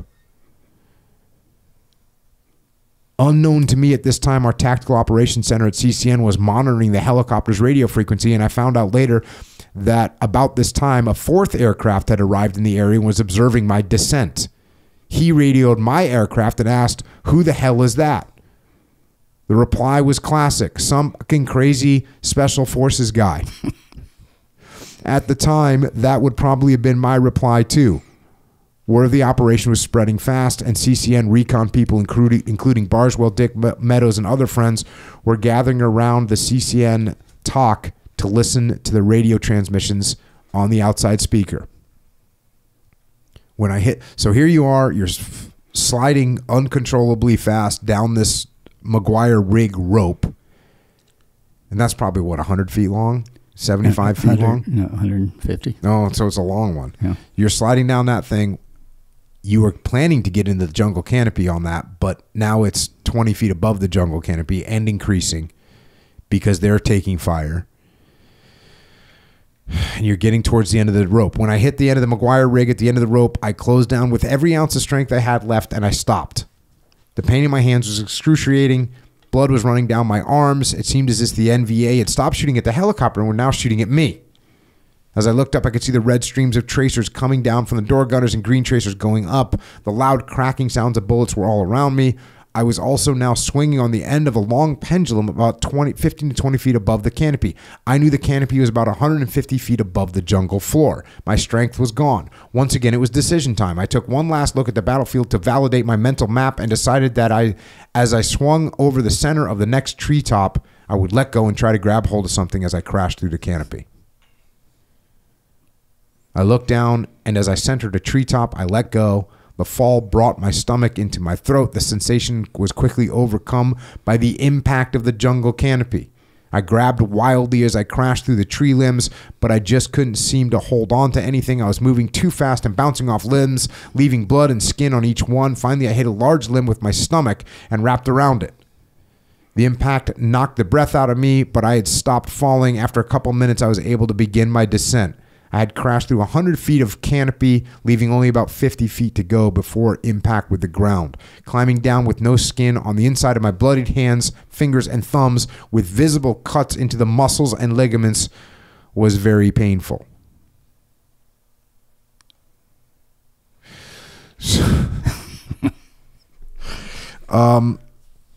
So that jungle canopy is thick, and you drop down into it. What's the first thing you hit? Like, do you hit the leaves? So you hit some leaves on top, and is it like, how violent is this fall? It's pretty violent, and it becomes more violent as you get underneath. At the top, the tree limbs are small, and sometimes you have some vines or something there, but they're small and they bend easy when you hit them. So it starts to slow you down, but then it gets thinner, and you start to bounce off of big limbs, and you're moving so fast. I mean, you can grab, but you just can't hold on to it, particularly if the skin's gone off the inside of your hands. So I'm just kind of hitting limbs and bouncing, and then fold around that one big one that stopped me. So then worked my way over and went down the tree. But, and there's some conversations going on in the background about you, idiot. Was any of those conversations going on inside your own head at this point? Oh, yeah. That's where they were. You idiot. What made you think you could grab something going through the tree that fast? Fast forward a little bit. I could hear the firefight the RT team was involved in about 200, 300 meters from me. This reference point helped orient me where I was and where I needed to go. More bad guys were probably moving around the jungle. A feeling of excitement crept over me as I realized I was a one-man bright light team, RT Dynamite, and that not only would the NVA be shooting at me, but so would the team, because they probably didn't know I was on the ground. I moved out rapidly in the direction of the second crash site. There was no time to waste. I had moved only about 50 meters when I heard a twig break to my left. As I looked in that direction, I saw two soldiers with AK-47s about 20 meters away, moving parallel to me. Just as I turned my M16 toward them, they both saw me and began to turn their AK-47s towards me. Everything went into slow motion. In the next fraction of a second, I had to decide if they were really NVA or two of the RT team members dressed like our NVA. I had practiced an immediate action drill for just such an occasion hundreds of times on our firing range and had used it in previous encounters. I decided to take them out. As I dove for the ground, I emptied a 20-round mag at both of them. I mean, this was something I had done a lot. I mean, every time, between missions when we would go to the range, one of the things we'd do is set up silhouettes. And I used to set 5 up fairly close, and then, use that technique of diving for the ground, emptying the magazine, and making sure I hit all 5 of them on the way down. But that's on a range. And they're not standing there with a cage pointed back at me. But I had done that so many times, I was confident I could do that. So I just executed that, and I could tell I was hitting them because I could see them jerking around as the bullets were hitting. And there's only 2 of them. Mm-hmm. With 2, firing on automatic, I'll hit both of you in less than a second.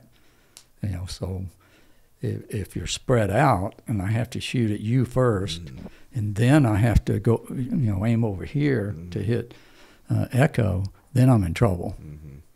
Because I've got to make all of you get hit within less than a second. Because whoever's not getting hit, they're going to return fire. It's going to kill you, yeah. And I'm in trouble. And that's one of the things, close quarters combat. When you go in, you're clearing a room. You want to use that V when you get in there. You want to be separated. So if there's somebody there, he has to pick one of you to shoot at, and the other is going to get him. So. And you also had the thought in your mind that these could be the Americans. Yeah, because sometimes these could be SOG guys, because sometimes you guys would get dressed up like NVA. Yeah, we didn't normally do it, in Elephant Valley, because the Marines operated out there, and they saw us dressed that way. Yeah, you're going down. Yeah. So those things went through my mind, but very quickly. You know. Fast forward a little bit. After moving about 150 meters, someone fired a shot at me. I thought it sounded strange as I dove for cover. It wasn't a rifle. It was a pistol, probably a .38 caliber. AK-47s made a different, distinct sound. The helicopter crew was shooting at me. The co-pilot had managed to crawl out of the wreckage, had seen my movement, and had begun firing at me with his .38. I yelled to him that I was a good guy. He did not believe me and continued to shoot. My experience had been that helicopter pilots were very cool, calm, and control when they were in the air. The jungle was a different matter. He continued to fire at me until he had to reload his revolver. At that point, I rushed him and got the drop on him. The pilot, co-pilot, and crew were battered, wounded, bloody, stunned, confused, and going into shock. They kept asking me where my other men were. I told them, it's just me, but I will get you all out of here. They found it hard to believe that I was their rescuer and I was alone. Confidence was not super high with one guy with bloody hands. Yeah, Probably three mags left at this point. I look like the person who needed rescue.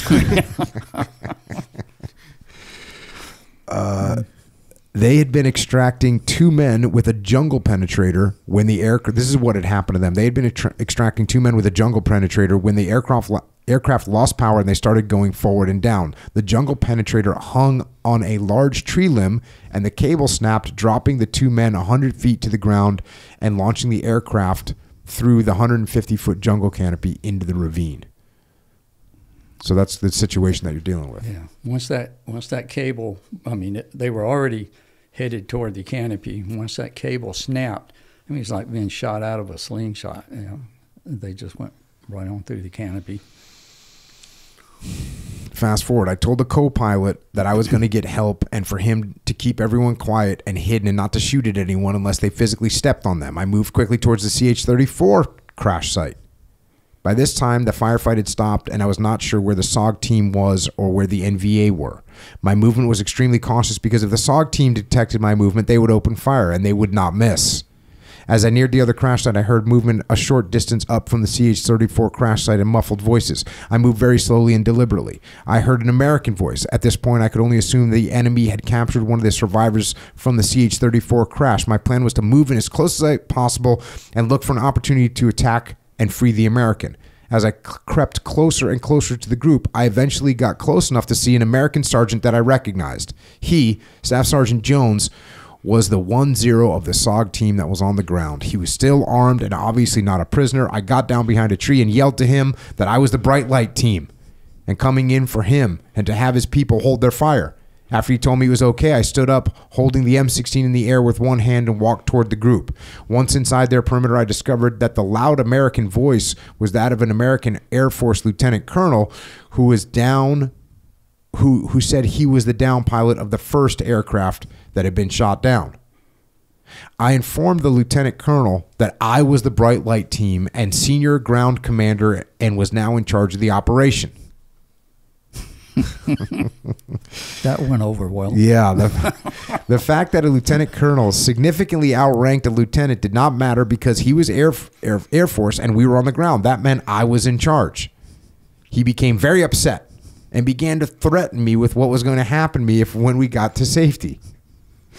About that time, the yards on the SOG team had heard enough. And the yards, the mountain yards, the locals that are part of the SOG team, they'd heard enough. Several of them turned their weapons towards the lieutenant colonel and made some very cold and serious remarks.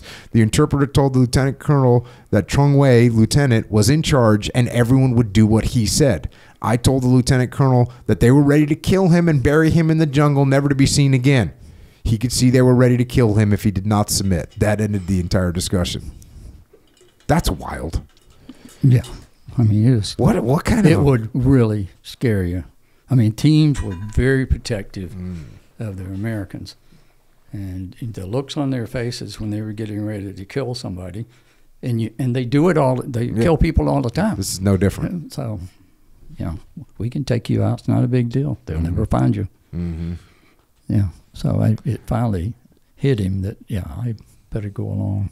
But, not to mention he's an Air Force lieutenant colonel on the ground that's just lost his health. I mean, you think he was in some kind of a weird panic ego mode or something? He was still in shock. Mm-hmm. You know, because the aircraft had crashed Mm-hmm. and it burned, and he survived. 2 other members on the aircraft survived, but they were wounded or busted up pretty badly, and those are the 2 that the medevac helicopter was trying to pull out on the jungle penetrator.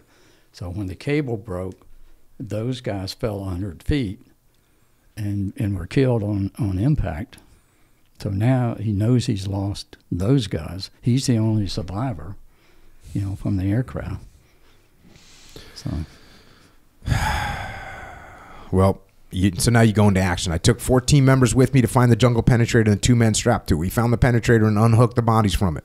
When we picked up the American and put him over my shoulder, the air rushed out of his lungs. I was engulfed in the smell of death. As we worked our way back up the hill, it began to rain. Once inside the main perimeter, we laid the bodies down alongside each other. Since American SOG members wore sterile uniforms, the American sergeant did not have a name tag. I did not know who I had carried up the hill, so I asked Lieutenant Colonel who the young sergeant was. The already sickening feeling in my stomach increased tremendously when I heard his name, Magisman. Fred was a friend of mine who I had joked with the day before. I felt no remorse for the 2 NVA I had killed an hour before, but the sight of the dead American, especially a friend, created a range of emotions from deep sadness to extreme anger toward the enemy. One of the first rules you learned when you arrived in Vietnam was not to get close to anyone, but there's no way you can prevent it. We covered them with ponchos and wondered where the bad guys were. So the guy that you recovered is a buddy of yours. My next problem was the crew members from the Huey that had crashed. They were still out there where I'd put them alone. I took 4 of the SOG team members and moved cautiously to their location and established a security perimeter around them to get the 17 of us out. I would have to use some demolitions to blow down some trees and bring in a helicopter gunship to suppress enemy fire while everyone was hoisted up into a Marine CH-46 helicopter. I had been able to contact the rear using the SOG team's radio and had the necessary demolitions on the way. By the time the extraction helicopter arrived with the demolitions, the weather was closing in. The rain was coming down harder, and the clouds were moving down from the mountain. We would have to work fast just to beat the weather. The Marine CH-46 crew chief dropped the demolition through the jungle canopy. The enemy had been quiet until the arrival of the CH-46. Now we could hear them all around us shooting at the helicopter. About the time the demolition came crashing to the ground, gunships arrived. We signaled our location and had Sergeant Jones begin to work the gunships around us. While the gunships were keeping the enemy busy, a couple of the SOG team members helped me carry the 50 pounds of C4, blasting caps, a roll of time fuse, a time fuse igniter, and a detonation cord near the Huey, but far enough away to not injure them or detonate the aircraft. I placed the C4 on several trees and dropped them. This opened up a large enough hole in the canopy to give us a better chance of not having a repeat of the last jungle penetrator incident. The CH-46 that dropped the demolitions returned and hovered over our hole. As it began to lower the jungle penetrator, the enemy ground fire increased dramatically, and both door gunners opened fire with their 50 cal machine guns. We could see large red tracers penetrating deep into the jungle. The 2 gunships were now raining bullets through the trees with their miniguns, up to 4,000 rounds a minute, firing 40-millimeter grenades and 2.75-inch rockets with 17-pound high-explosive warheads. The popping and cracking sound of the bullets and explosions of the grenades and rockets were exacerbated by the falling tree limbs and shrapnel flying in every direction. The darkening sky made the tracers appear very bright. The hot, wet jungle air was getting smoky, filled with the smell of burned rocket propellant and gunpowder. By the time the CH-46 jungle's penetrator reached the ground, we had carried the pilot and crew chief over to where it landed. We strapped them on as quickly as possible and signaled to pull them up. The ride up took about 2 minutes.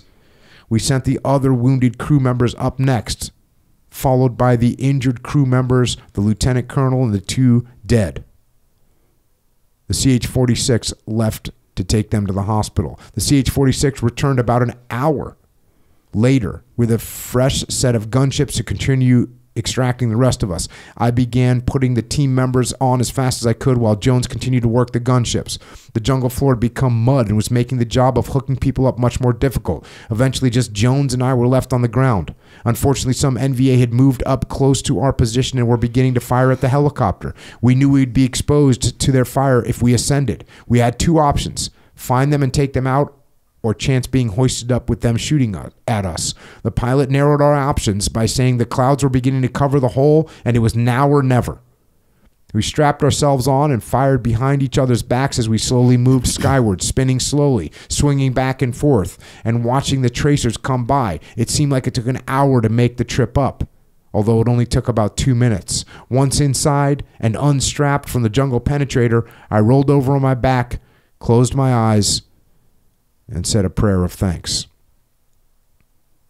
Upon arrival at the CCN compound, we were greeted by a small group who welcomed us back. Eldon Barswell and Dick Meadows were in the group. With a big smile on his face, Barswell said, "I heard you did some crazy shit out there today. Great job." Meadows looked at me and almost smiled when he said, "Archie Dynamite, good job, Thompson."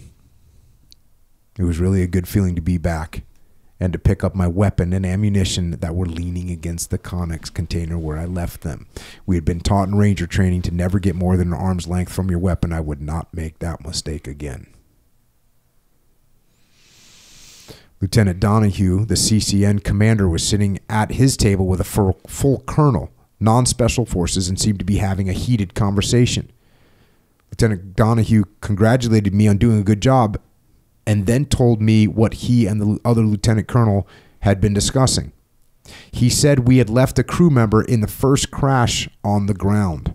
Apparently, a crew chief in the CH-34 had allegedly been killed and burned in the wreckage. The Air Force lieutenant colonel pilot had not told me that his crew chief was missing. Lieutenant Colonel Donahue told me to get a team together and be prepared to launch at first light to go recover the crew chief's body and destroy the medevac helicopter. There was concern that the helicopter's communication equipment and codes were intact. These needed to be destroyed before the enemy could make use of them.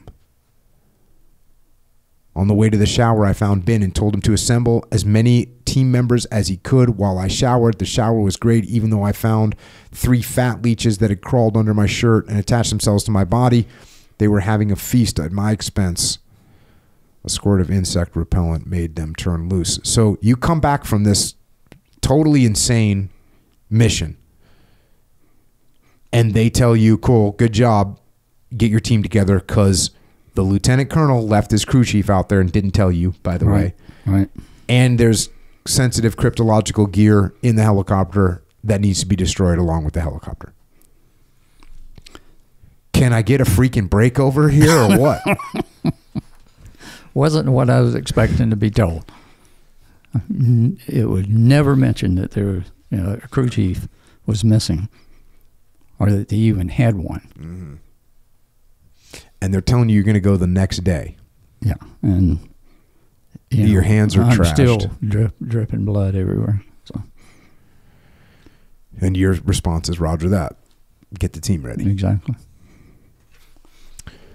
And I went and had my hands treated. Washed your hands. You get back out. I'm just going to fast forward. You get back out there to recover this body and destroy this helicopter and the equipment. The helicopter was nose down in a ravine, a very undefendable place. I quickly photographed the aircraft from different angles to show the condition of the wreckage and numerous bullet holes.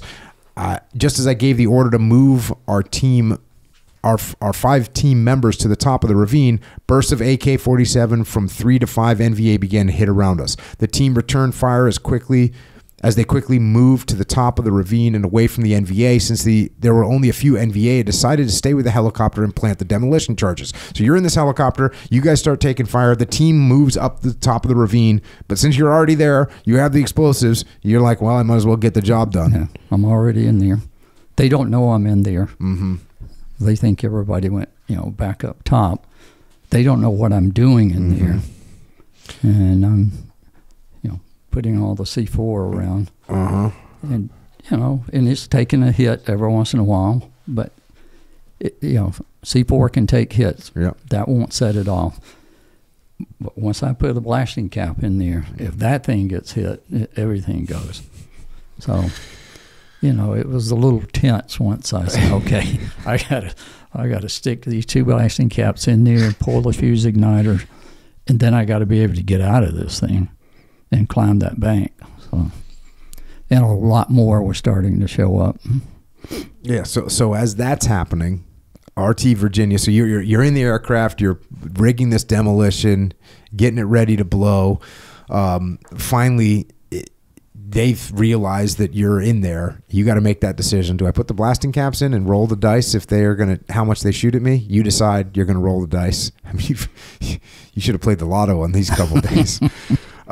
RT Virginia had increased their volume of fire to help cover me as I rolled up on top of the bank. This is you after you leave the helicopter. I looked back to see 3 to 5 NVA. I thought there were 3. My team said there were 5. Run up behind the helicopter. If I had waited a few more seconds, they would have had me. So you bailed out of that helicopter at the last second. Now you get up the ravine. You look back and you see them getting into the helicopter. Several of the team members looked quickly at me with the same expression of disbelief that I had. What happened next was beyond words. A tremendous explosion produced a giant black, yellow, and orange fireball, followed by a shock wave that literally dazed us all and exposed us to tremendous heat. There was a momentary lull in gunfire as it began to rain pieces of metal, helicopter parts, rocks, dirt, tree limbs, trees, and the remains of the NVA who had been hiding behind or near the helicopter. The jungle is full of black smoke. So as you leave the helicopter, they go into the helicopter, taking cover, and probably going to start looking around. Well, they didn't look around quickly enough because your charge went off and killed them all. Yeah, and we were very fortunate because the helicopter was in a ravine, so it was nose first down in the ravine. So, the ravine has walls on the side of it, and, it's long. So when it exploded, most of the blast went straight up or down the ravine on each side. If we'd have been on level ground with it, it would have taken us out too. 40 pounds of C4, it will get your attention. I mean, you bring big buildings down with that. That just, talking about your demolitions calculations, you did not need to bring 40 pounds to destroy this helicopter, sir. Well, it was already there. So the day before, from the day before. Yeah, got it. Yeah, that was left over from blowing the trees down. So it was already there. So you're just like, oh, this is what we're doing. We'll just use it, and I'm not going to leave any behind, for the bad guys. We'll just do it all at once. Yeah, 40 pounds is all. Yeah, man, this is going to be cool. When in doubt, overload. Yeah, I don't think I'd ever set that much off before. The enemy fire picked back up quickly with a new twist. They had moved an RPD machine gun into position on the other side of us, so we were now in a crossfire. We were pinned down and couldn't move. We had to get rid of the machine gun or we'd all be dead. The problem was getting across 20 meters of open terrain with the withering fire coming from both sides without getting hit. The NVA had also brought an RPG and it fired 2 rockets at us. 3 team members and I were hit by some small pieces of shrapnel and pieces of rockets. Time was running out. I told the team to cover me, and I went across the ground like a mole, watching mud being dug up all around me. The only way I could explain not being hit was that God put a force field around me. He did allow my ruck to take a few hits just to remind me to stay close to the ground. Fortunately, the bullets did not hit the blasting caps or white phosphorus grenades in my ruck. The NVA began to shift fire away from me as I neared the rocks. This seemed strange, but I was so glad that I made it. I didn't think much about it. The rocks did not provide as much protection as I had anticipated. The machine gun had to be dealt with quickly. I pulled myself to the edge of the bank and I looked over. I quickly discovered why the enemy had shifted most of their fire away from me. Less than 3 feet from me, an NVA soldier was crawling up the bank to get me. I didn't know which one of us had the biggest look of shock on his face. Probably me. Time began to move in slow motion, and what in reality was 2 or 3 seconds seemed like minutes. In the next fraction of a second, the NVA soldier squeezed the trigger on his AK-47 and fired a 5 to 6 round burst that just missed my head by what must have been an inch or two. Burning powder coming out of the barrel was hitting me in the face as the bullets streamed out. AK-47s have a tendency to rise up when they're fired on automatic, so that the other bullets were going over my head.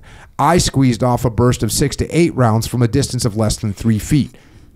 They all hit him in the face and head and caused it to explode, sending brain matter, bone debris, yellow fatty tissue, and an arterial spray of blood all over me, especially my face. As his torso tumbled down the bank, I could taste his blood that had hit me in the mouth. This was a lesson that I was in the process of learning. If you shoot someone that close to you, close your mouth. Because you're going to get hit in the face with a whole bunch of stuff, and if your mouth is open, you're going to get a mouthful of it. Yeah, 6 to 8 rounds at 1 foot, that's going to make a mess. About this time, fast forward a little bit, about this time, 2 gunships arrived. I marked our position initially with a flare gun, then purple smoke grenade. After they identified our location, I directed their minigun, 40mm grenade, and rocket to fire it onto the enemy. The gunships were literally ripping the trees, ground, and enemy apart, even though we, RT Virginia, had already killed 40 or more of the enemy. At least that many or more were still shooting at us. The gunships had killed a lot and were attacking another group coming up the ridge after us. The NVA were having a bad day. I worked the airstrikes as close as I could to our position, eventually was able to suppress the enemy's fire and crawl back to the team. So far, Khan was the only team member who'd been seriously wounded. Shrapnel from a B-40 rocket had hit him in the back. It was not life-threatening at the moment, but he was bleeding and in a lot of pain. We were using a lot of ammunition, and the NVA force was increasing. The time had come to break contact with the enemy or die in place. Once again, the weather moved in on us very quickly, and the rain came down hard. Before we were halfway up the mountain, the clouds had already covered the upper half of the mountain, including the ridgeline. We could not be extracted that day. The team was tired and somewhat demoralized as we continued to climb toward the top of the mountain. We had, at least temporarily, broken contact with the enemy. Eventually, we found a dense, rocky, steep peak we thought we could defend. The rain continued the rest of the day and throughout the night. The good news is, this provided us with a lot of drinking water, and we were really thirsty. Being stuck there overnight did not go well with the team. It had a significant negative impact on their morale. We really thought that once we got to the top of the ridge, we could get extracted. But not once the weather rolled in. I knew we were going to be there at least until the next day. Sometimes things just didn't work out the way we wanted them to. We had to keep adapting. Times like this really tested my leadership skills. I had to keep their morale up by congratulating them, pumping them up, and telling them how well we did. This was another successful heavy firefight as a team, and we destroyed all the NVA, got the body we went after, and blew up the helicopter. I told them, you really did a good job today. Except Huang, and I didn't mention this earlier, but he had brought a freaking Coca-Cola out on the mission. What, a bottle of Coke? Is that what it was? A can? Don't ever think about bringing a soft drink on a mission again. I also told them we had to keep our guard up and pay attention. We couldn't dwell on what had happened. The weather would clear when it cleared, and when it cleared, we would get out. In the meantime, we had to stay sharp. We were in a good position. If the NVA tried to come up, we would take them out. We spent almost 48 hours on that little peak, constantly watching, listening, and feeling for the enemy. Before the weather cleared and we were extracted, everyone was excited to climb on board the helicopter and head home, even though the smell was terrible until we got in the air. When we got back, I was told to report to Lieutenant Colonel Donahue's office. The aviation colonel was with him and immediately asked, "You blew up my helicopter?" I said, "That's what you told me to do, sir, destroy the helicopter." He said, "I didn't tell you that. You were not supposed to destroy it. Just put a thermite on it or something on the radios, but not destroy the helicopter." Well, the aircraft is in a million pieces and merged with the NVA body parts. It's gone. I wanted to hear, "Hey, man, you did a great job." Not, "Why did you blow up my helicopter?" That's another ridiculous thing. 3 months later, I was awarded the Air Medal with V device, second award for heroism during the aerial combat, and a Vietnamese Cross of Gallantry for my actions on May 9th, 1969. I was also awarded the Bronze Star Medal with V device for heroism in ground combat for my actions on May 12th, 1969. Both American awards had been downgraded from Silver Stars. My Purple Heart was never found. So You mentioned in this book, and I wanted to ask you about this. You mentioned in the book there's strange things about this whole event. One of them was this American pilot piloting this particular type of helicopter. There were some things that didn't seem to make sense to you in the book. What do you think that's all about? I'm not sure. The Air Force had what they called H-34s. It was the same aircraft. It was just made by a different company. The King Bees, the Vietnamese pilots, had the CH-34, the same aircraft, painted a little different. And the Air Force flew a small group that they had nothing to do, with us. But all of a sudden, this is what appears to be a King Bee, one of the Vietnamese CH-34s. It's got an Air Force lieutenant colonel pilot, has a Vietnamese lieutenant colonel pilot, and had a crew chief, and then it had one of our SOG guys in it. And it's just a strange mixture. Mm-hmm. I mean, nobody at the time could explain what was going on. The aviation guy got so upset about the helicopter being blown up. I mean, he was really upset about that. So something was going on there. They tried to initially write it up as the helicopters just lost power. And when I turned in the film to be developed, I didn't get the pictures back showing the pictures I had taken of all the bullet holes in the aircraft. I got the one of the aircraft down in the ravine and the remains of the CH-34 that had burned up. So I was missing some pictures. No one could account for it. Well, we developed all you gave us. Well, you're missing some. The awards got downgraded. I mean, it was just a whole series of things about this mission that were strange. And I never managed to get answers to that. I was just told, here's your next mission, go do it. Yeah, it's very strange. The fact that those awards got downgraded, they should have been completely upgraded to the top. It's crazy. And there are other incidents, in the book where strange things happen.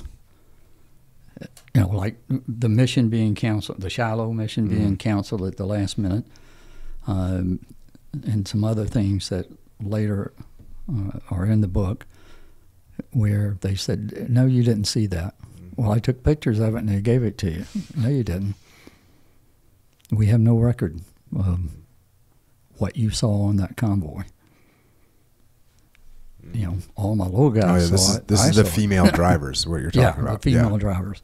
And I can understand now why they were saying, you didn't see it, we're not going to put that out.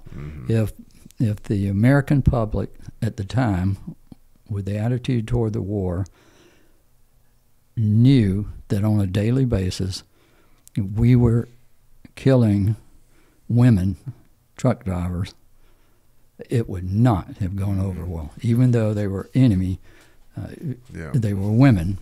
And at that time you couldn't do that. I mean, you remember, later on when Obama was president, he wouldn't let us hit the convoys, even though, the bad guys were driving. They were saying, well, these guys were forced to do that.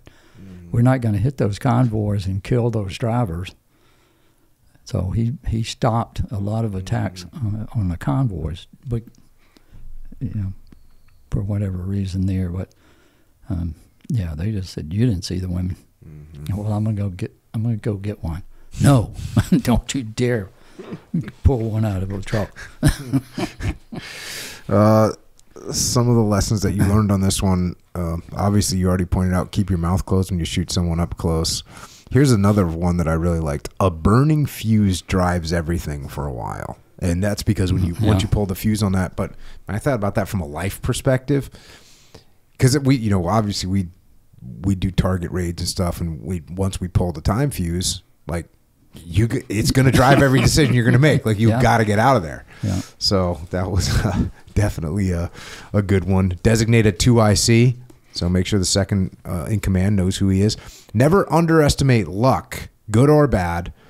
And what I liked about this is this was coupled with success and failure come from mindset. So I thought that was an interesting pair of lessons learned. One is that never underestimate luck, and the other one is success and failure depend on mindset.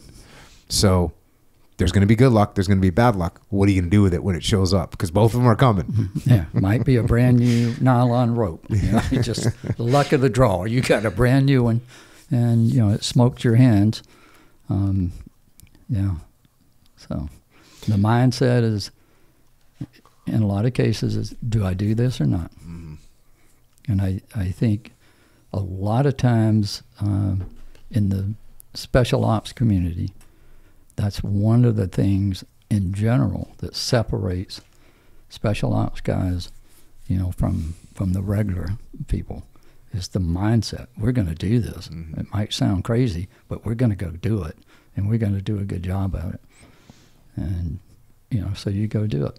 Do you think that, you know, and again, we're going to get some more of these friends of yours that would say, hey, I got a bad feeling about this mission. How much of that is like, if your mindset is things are going to go wrong and they start to go wrong, and you have the mindset that they're going to go wrong, and you have the mindset that I don't think I'm going to come back, as opposed to the mindset of like, it doesn't matter what they bring, we're going to kick their ass. How much do you think that plays into it? I think, this is just me, I think there are times when people know that they're not going to come back from this, that this is it. I don't know why, but I think this is my last mission. I'm going to go out there and I'm going to do my thing, but I'm probably not coming back. And I think there's sometimes when you have an opportunity to change that because you feel that way, because you know that. You know, like with Dennis later on in the book, I told him, Dennis, if you feel that strongly, don't go. You can say that you're not going. You can come up with a reason not to go on this mission. If it's really bothering you that much, then you probably shouldn't go. And, you know, he just brushed that off. No, you can't do that. I've got to go. It's my mission. So, I don't know. And then with the other guys, with Cheney, I mean, they were out there. They found 15 NVA in a little group, and they were watching them. And he decided that we can take them.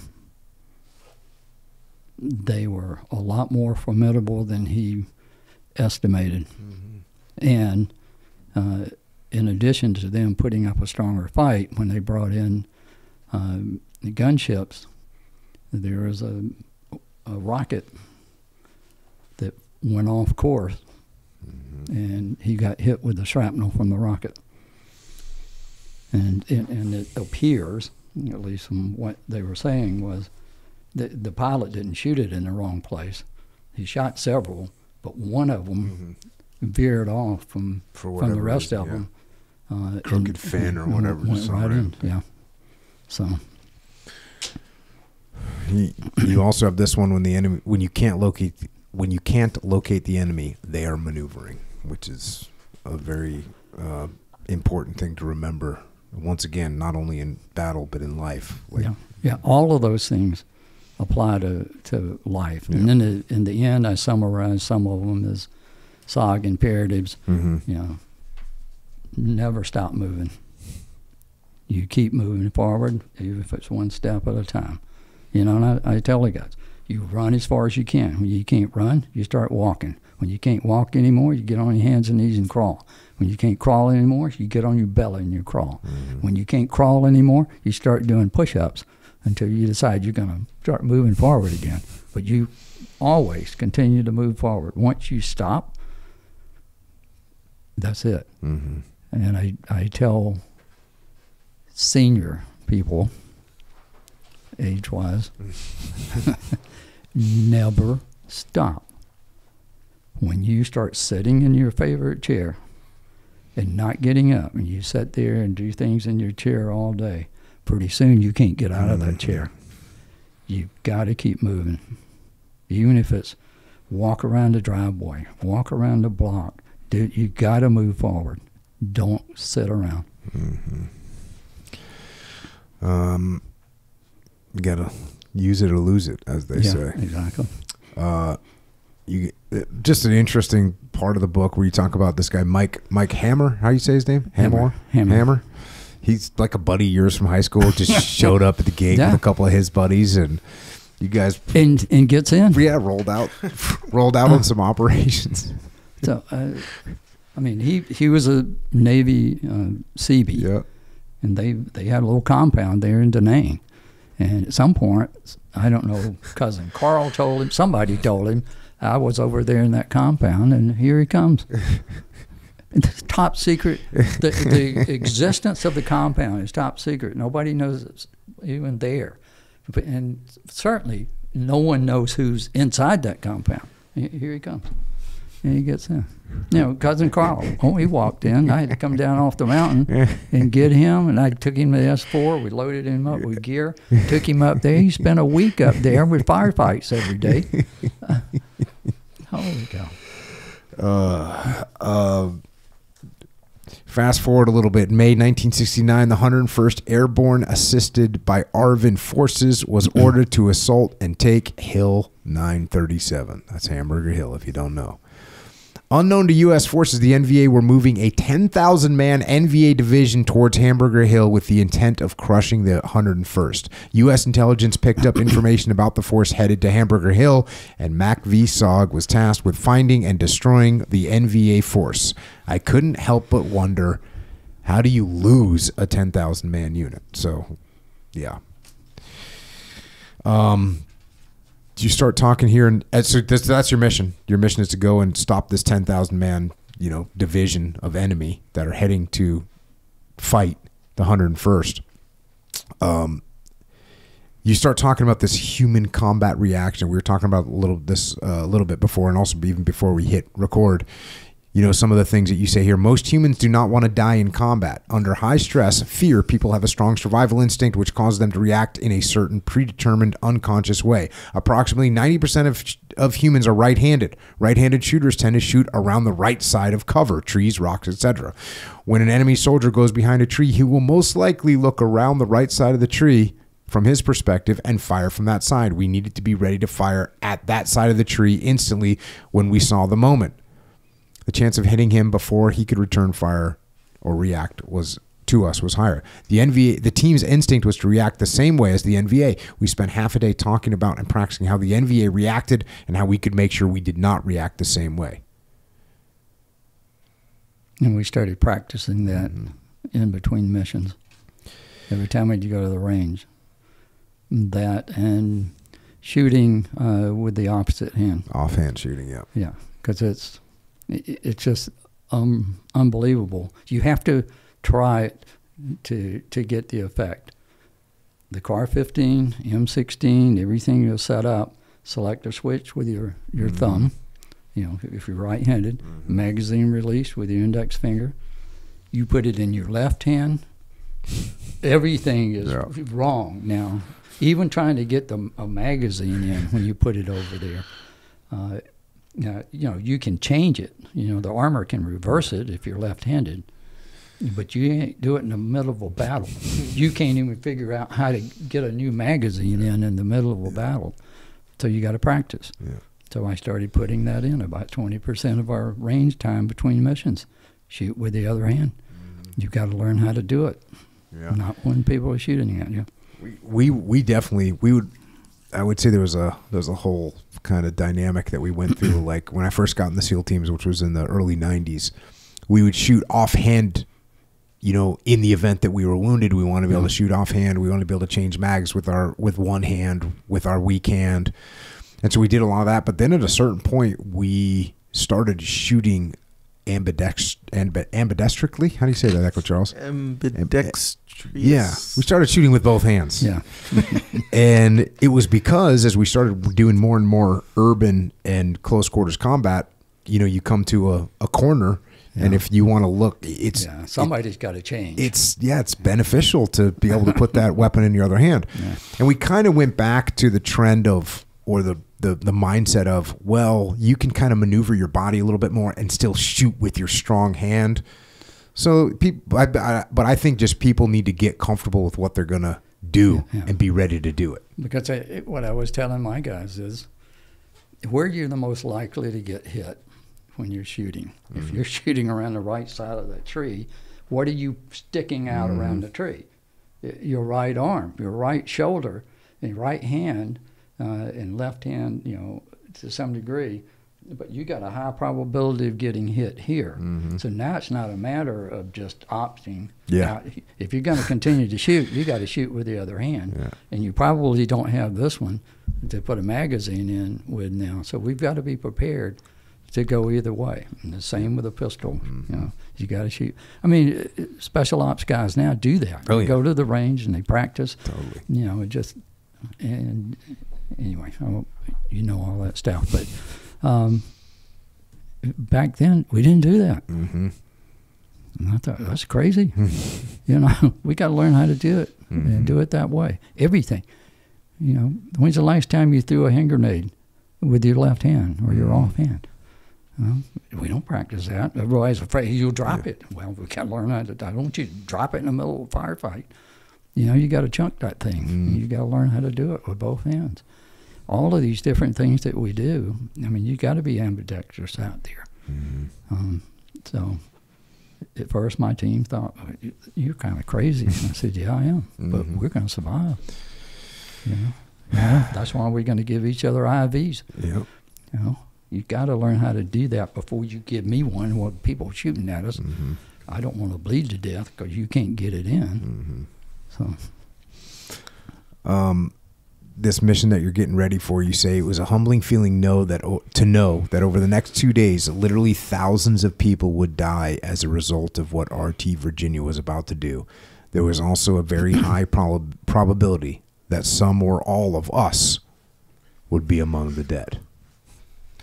Was this a mission that that seemed even more intense and higher probability of getting killed than the other missions you went on? Because you're going out against 10,000, or did you kind of measure them all like it is what it is?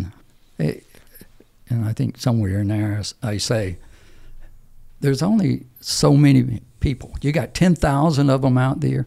All 10,000 can't shoot at you at one time. You know, a small group's going to come at you. So in terms of engaging them, until you run out of ammunition, you know, you can probably deal with what's coming at you, although it's a lot. But so 10,000 makes them easier to find.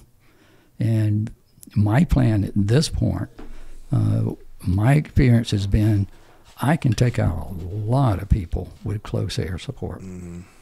I just need to find you. Once I know where you are, I'm going to smoke you. So, and part of the mission too was not just finding them, but identifying where they are and drawing a target box.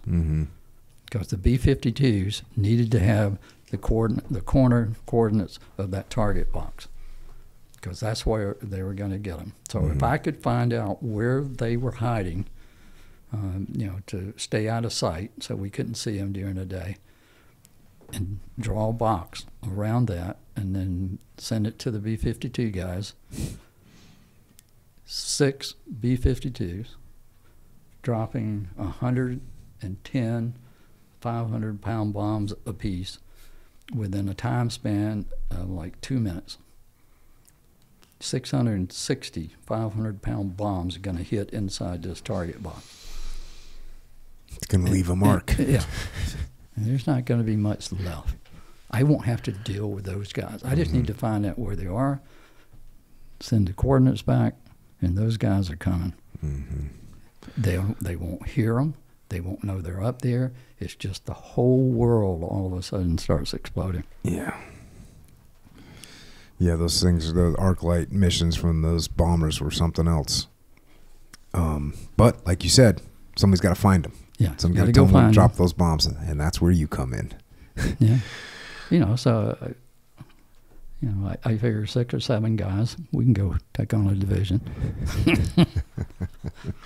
It sounds cool, but we're not taking on the whole division. We're just stirring them up a little bit so we can figure out where they are. I'm going to fast forward to you guys are getting inserted. This is King B2, 30 seconds to final. Covey, Roger, King B2. Dynamite, 20 seconds to touchdown. Stay alert. Dynamite, Roger. My King B was about 200 feet above the ground, 250 feet above the ground, aligned with the LZ, when suddenly the jungle came alive with a heavy volume of automatic weapons fire. Green tracers came at us from every direction. I could see smoke trails from B-40 rockets going by us. The King B was taking small arms hits and immediately began to vibrate violently. I could hear the metallic clangs of bullets hitting the aircraft and saw bullets coming through the floor and sides of the cargo compartment of the King B. I heard a loud scream and Bao yelled, True, hit. One of the bullets coming through the floor hit Bao's right thigh. He was bleeding profusely, but I couldn't get to him. Bullets were cracking all around us. I could hear the radio through the headset, and I heard Covey say, King B1, abort, do not go to the LZ. I say again, abort. But it was too late. I felt the bottom drop out from under us and felt my stomach come up into my throat. I heard our pilot, Captain On. King B1, Mayday, go down. In the background, I heard Scarface. This is Covey. King B1 going down. Put immediate fire on the north side of the LZ and Ridgeline. Dynamite, you guys brace for impact. King B2, abort. Return to Romeo Papa. I yelled at Ben to sit down and both of them to hold on as I pulled my legs inside, because your legs were hanging outside the helicopter. I heard a scream from the cockpit and saw blood splattered all over the bottom of the cockpit and growing stream of blood running down from above. One or both of the pilots had been hit, and we were falling. I could see a swarm of red tracers from Scarface, miniguns going past us under the tree line. Covey was still talking, but I was losing my ability to hear. I was also experiencing time dilation. Everything was moving in slow motion and becoming quiet. It was surreal, dreamlike. The aircraft was vibrating and rocking violently. We were being tossed around inside the aircraft as we plummeted toward the ground. My pucker factor was so high you could not have driven a greased needle up my rear end with a 32-ounce ball-peen hammer. I could see the ground rushing up towards us in silent, slow motion. I saw green tracers going by us and felt more bullets hitting the King B. Then came the ground. I don't remember hitting the ground. Everything just went black. Quebec Tango. This is Covey. King B1 is down on the LZ, receiving heavy fire. I can see 3 team members lying in the grass outside the King B. They're not moving. Dynamite, this is Spider, which was Covey.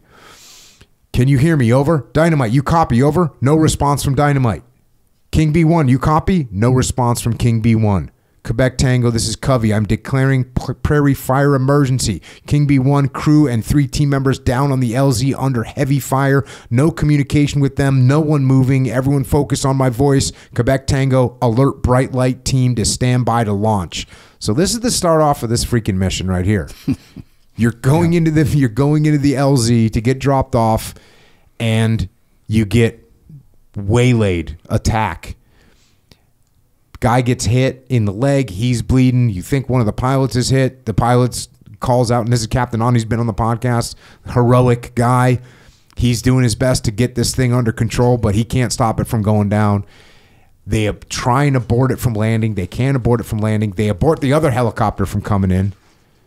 But you guys crash into the LZ, and you get knocked out. I guess you get knocked out is what it seems like. Everyone's just laying there, and Covey sees this crash happened, and he calls for a prairie fire emergency because it's already as bad as it gets, and he alerts the bright light, anticipating that you guys might get overrun. So this is the first 40 seconds of your mission. Yeah. You wake up, am I dead or alive? The King Bee's sitting on its belly because it did a hard landing. You crawl towards Bao. Hail of bullets flying all around you. You hear Bing yell, Tring Wei. You yell back to him, we have to get in the crater. So there's a big crater down there that you end up positioning yourself in. You get the guys to the crater. I'm going to fast forward a little bit and get the book so you can see the details of this insanity. King B-1, this is Covey. Get out of your aircraft and dynamite will get you to the crater. This is King B-1, and this is Captain On talking. No. We fix. Co-pilot hurt bad. Captain On had been shot down several times on SOG operations. He had no fear. Dynamite, the crew is staying in the King B. I see 3 or 4 NVA crawling in the grass 40 meters at 11 o'clock. They're trying to get in within hand grenade range. Roger, keep your eye on them and see how they like this. If I could just Yeah. give you a break in the action. 2 things. One is the cover of this book is the crater. Mm-hmm. That's a museum painting of us in the crater. Okay. And the other is I gave Mr. On a copy of the book. He thought it was great. He loved it, you know. And he emailed me and he said, since I got shot down the last time, my memory not so good. I love this book. That's awesome. Because he's in there.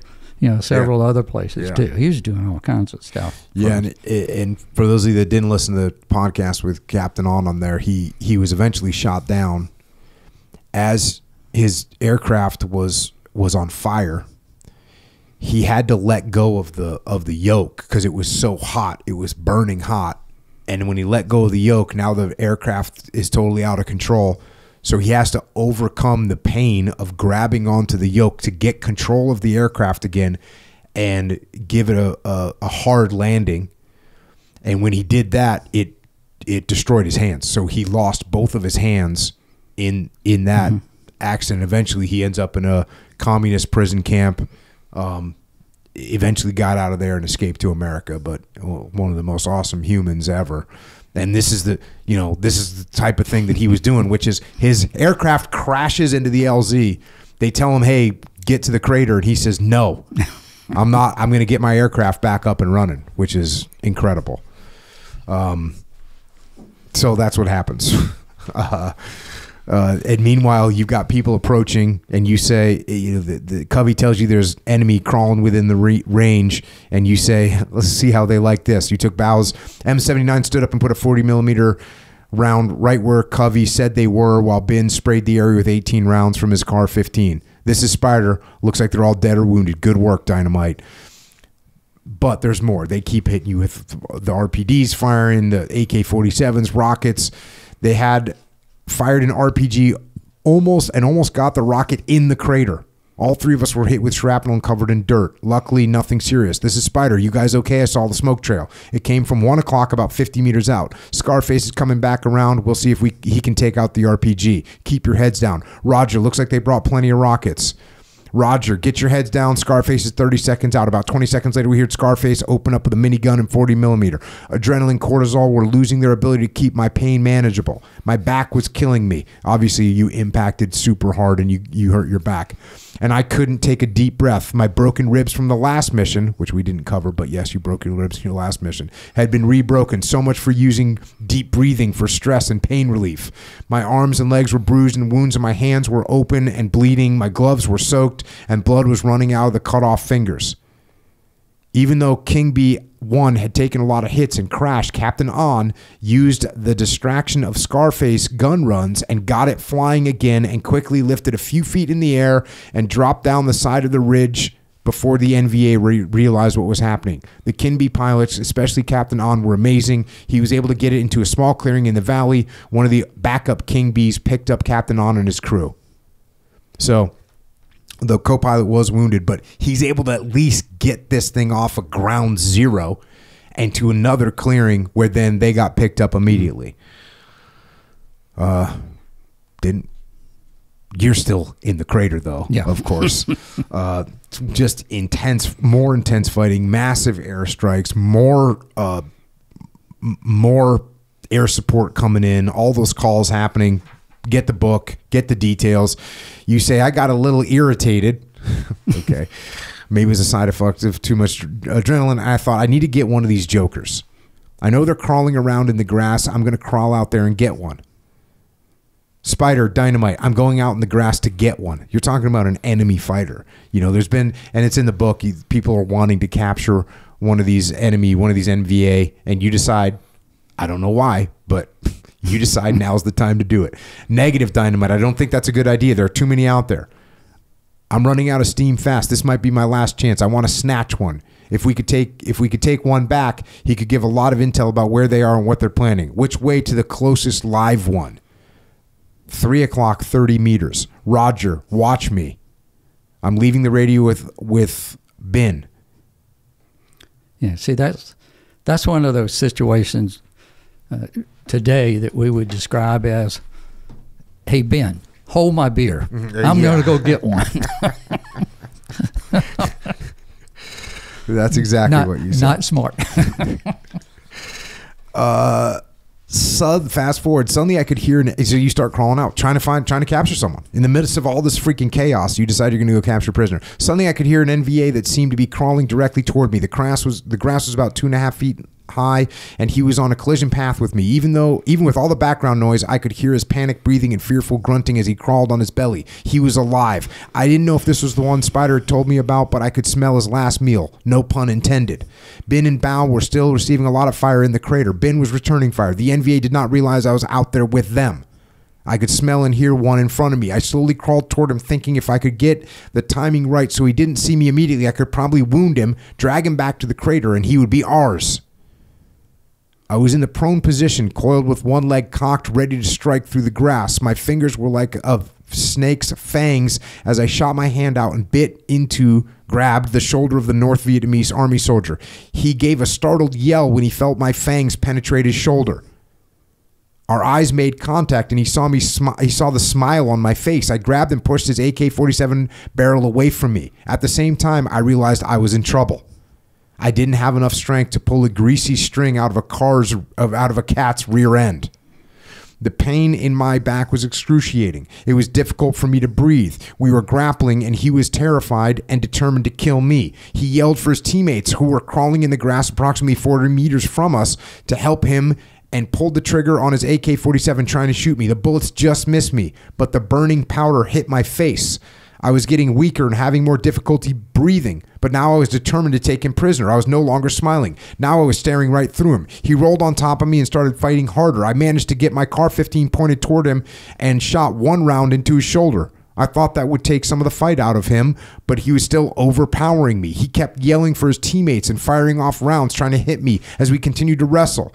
I was about to pass out from the excruciating pain in my back. He was holding the barrel of my CAR-15, and I couldn't get it pointed at him.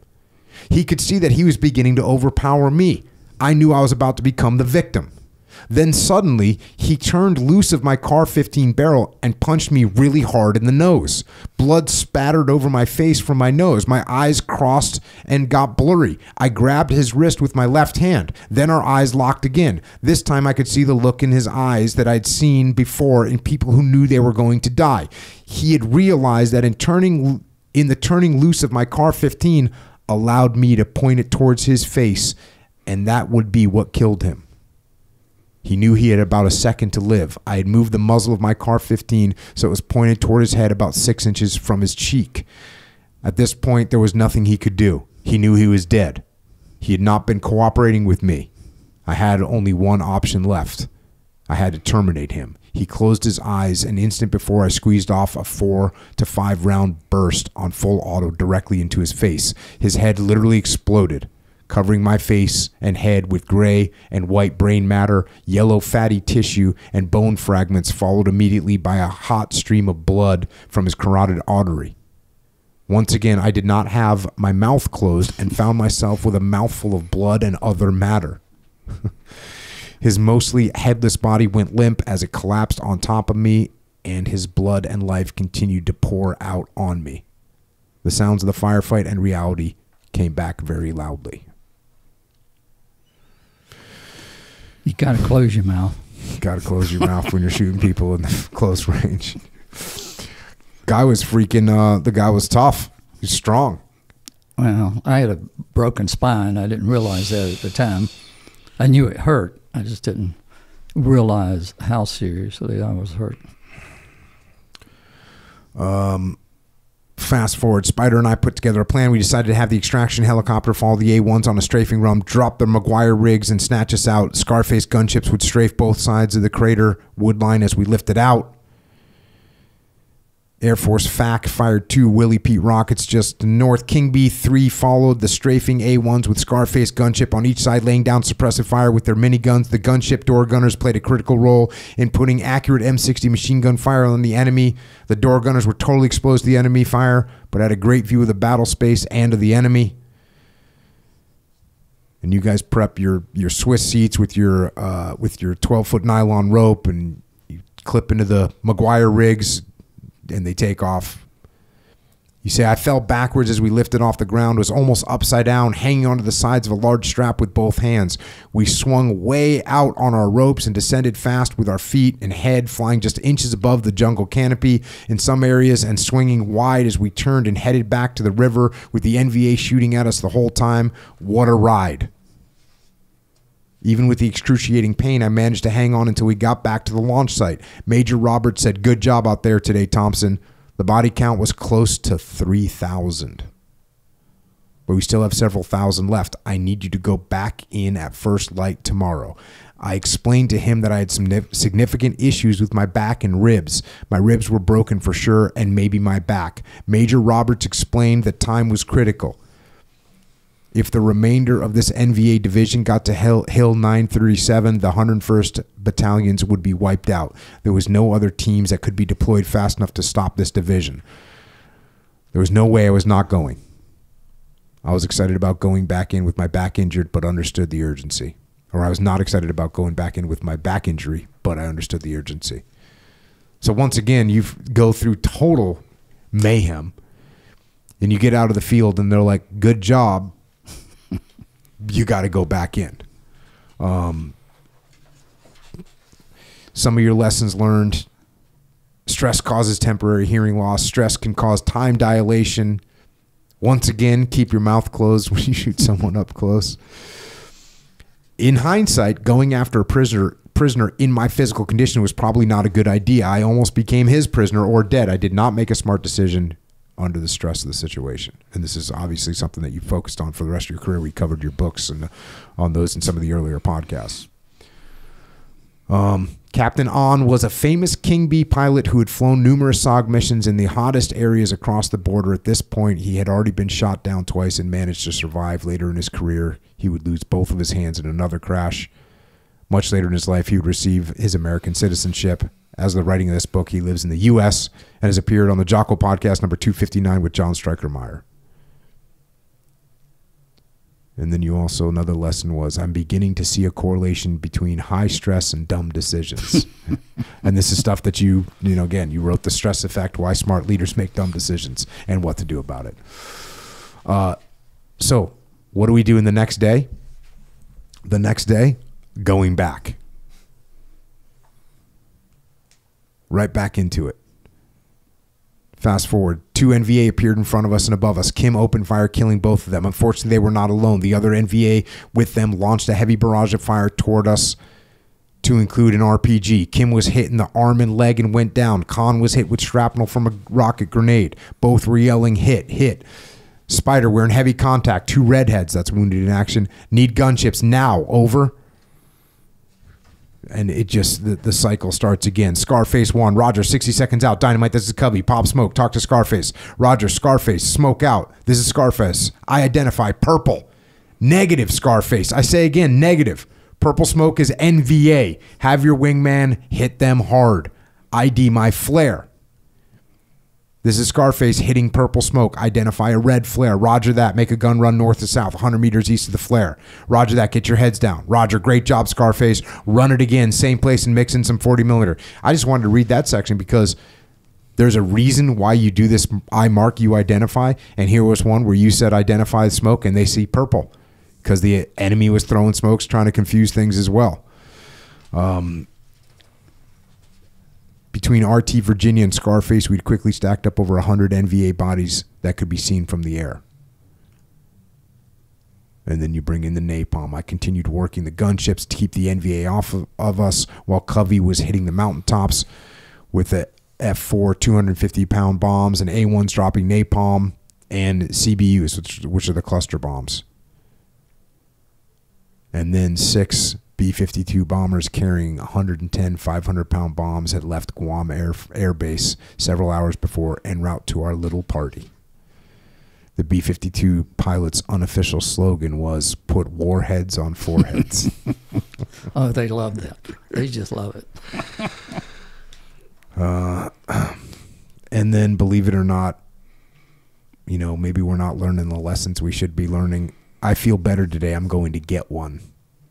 I left Bin with the radio and crawled into an unknown area in search of prey, covered by fire from Bin and Scarface gunships. I crawled to an NVA soldier, but he did not want to cooperate, and I didn't have the strength to manhandle him. Under normal conditions, I could have brought him back, but I was in too much pain, so I terminated him with a quick punch to the neck with my K-bar to keep from giving away my position. Wiped the arterial blood spray off my face and took another potential prisoner. So you went and tried to get another one, but you had to give him the K-bar instead. Yeah. It just no strength. Yeah. How much did you weigh at this point? Oh, 140 maybe. How much do you think the average NVA soldier weighed? Same? No. Less? Oh, yeah. 120, 110. I mean, there were a few bigger ones, but most of them, you know, they were short, they were smaller. Well, how much like martial arts training were you guys doing? In terms of the SOG people, later on, Captain Waltz assigned me to do combatives with every morning for a while with the teams that were back. But it was combatives primarily focused on killing your opponent. So gouging your eyes out, crushing your throat, anything to kill you with whatever you could find was the focus of it. No high kicks. All the kicks were low. Things that you could probably get away with and you could do fast. And it was going pretty well until the company commander came out. He was a black belt in something. He hit one of the yards right in the eye. Strong, hard punch. He got a little carried away, swelled up. So the yards got upset. Said, "We're not doing this anymore." So our combatives program, you know, kind of stopped. Well, meanwhile, back to the book here, things were heating up, and Ben and I knew we could not last much longer. We had to get out. I had what I thought were good coordinates to mark the corners of the target. That's what you were talking about earlier. About an hour later, Spider said he had a King Bee for our extraction. Using all our assets we had available, we were able to suppress the NVA fire long enough for a King Bee to come and extract Ben and me on strings. We received a lot of heavy automatic fire during the extraction. Fortunately, extraction was quick and we were not hit. I left a red smoke grenade on the ground as we lifted off, indicating there were no more good guys and the area was cleared hot. I'd been on the ground for most of the day, and we had constant up-close NVA interactions. 4 NVA had died in the hand-to-hand combat with me that day. I knew Ben had pulled the trigger on well over 200 to 300 NVA, most of whom died in directed airstrikes on several thousands. It was a very long, bloody, and deadly day. When Ben and I got back to the launch site, we were examined by the medics. We had a lot of cuts and bruises, but nothing serious from that day. But the medics said to me, "We think there's more wrong with you than fractured ribs and a hurt back. We need to get you to the hospital and get checked out." "Yeah, I think so too, but not today. Do it tomorrow. I need pain, meds, and sleep." I went to a sleeping tent to sleep on a cot. Just before my eyes closed, Ben looked at me from his cot with his head, face, and arm bandaged and said to me with a smile on his face, "Lieutenant, just another day at SOG." I gave him a thumbs up as my eyes rolled back in my head. The next day, the medics determined I had fractured my spine and 2 vertebrae, compressed 2 vertebrae, and refractured my 2 broken ribs from the previous mission. I had a broken nose, and my hands were a bloody mess. They couldn't believe I had actually gone on 2 missions back-to-back like that and was able to do what we did.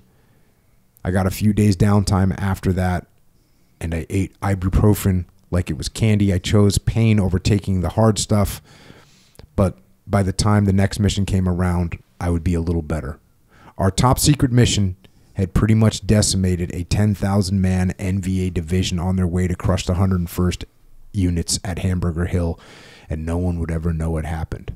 The NVA division never made it to Hamburger Hill. That's why the 101st battalions were not wiped out. The 101st did finally make it to the top. Once they got up there, they were told, okay, come back down. When we SOG operators heard things like that, we thought, what are we doing? Why would the U.S. do that? Why would you sacrifice that many lives? The 101st lost 72 men killed in action and 372 wounded. That's a lot of Americans killed trying to get to the top of a hill just to turn around and walk back down. I know it wasn't just that. It was a big political move, but I don't think it's worth losing a single life for politics. That kind of news had to drive you freaking crazy. Oh, yeah. Drove everybody crazy. Are you guys even like when you talk about this political stuff, how much are you thinking about that? Like, you see these things happen, you see all these guys get killed, you hear that they walk. Do you hear that while you're there, or is that like an afterthought that you saw years later? Occasionally you will, if you get a hold of a Stars and Stripes or something like that might show up every once in a while. But we don't hear a whole lot, because all of our stuff is classified. I mean, I don't even know what's going on at the other two compounds, except they're running SOG missions too. But I don't know the success rate or anything. And so you keep working. Yeah, and just keep doing it. Yeah. Next mission, Air Force had recently dropped sensors into an area just inside North Vietnamese border and was picking up NVA activity. RT Virginia was assigned the mission of searching the area, determining what activity was taking place, and destroying the NVA battalion. And, at this point, I could have walked in and said, We're done. I'm done. I'm way past my 6 missions, way past it. And I'm done. I don't want to do this anymore. But that's not what That's not what Dick Thompson is doing.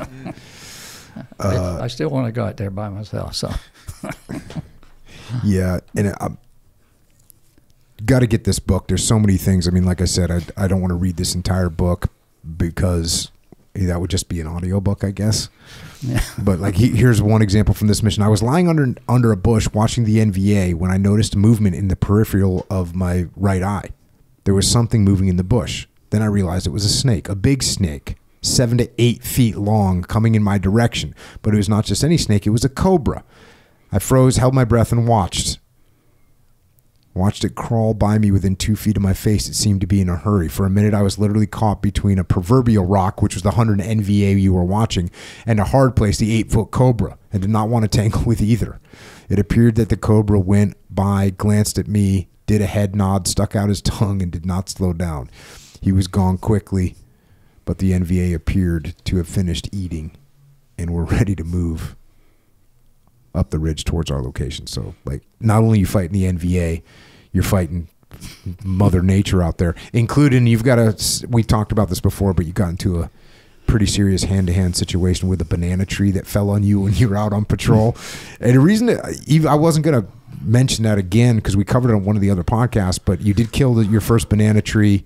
Now you say, I've heard, however, that banana trees in this part of the world still tremble at the mention of your name, and kind of joke about it. But one thing you did say is the enemy's not always who and what you expect, and stress can change what you see and experience. So you were at such a heightened state that when this tree fell on you, just was a random tree fell on you in the jungle, you fought this thing, thought it was an enemy. Like, that's how your perception can get twisted. I've been sitting there for 45 minutes or so, observing 40 or 50 of them, and see them coming up the ridge, and then all of a sudden, I'm blindsided, knocked off my feet, and I'm falling down the thing. But I took him with me, So I was going to deal with him, once I got a chance, and I did. I broke bones, I did all that stuff, and finally it was over. And my poor little team standing up there looking at me, they're in a state of shock, and I'm thinking, you're probably as shaken up over this as I am. And then I realized I got a tree on top of me. Where did this thing come from? No wonder they're in a state of shock. I've been battling a stupid tree. Another mission, you're doing an underwater bridge raid, meaning there's a bridge that's like slightly underneath the depth of the river. About a foot under the hard water. to see. This was really good. You can read about it in the book. It ends up being really, you say it's the smoothest operation that you conducted. No enemy contact, no team members injured, and you got the mission done. Awesome. You end up for your next mission, you're getting a couple additional Americans on board. Craig Stevenson, Craig Stevenson, and Sidney Schaefer. And then you got to get these guys trained up.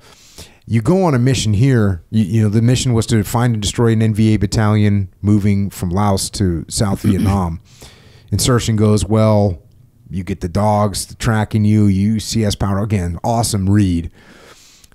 Just before they found us, you say, we made contact with a platoon-sized element of 40 men that quickly grew into a company-sized element of 150 men.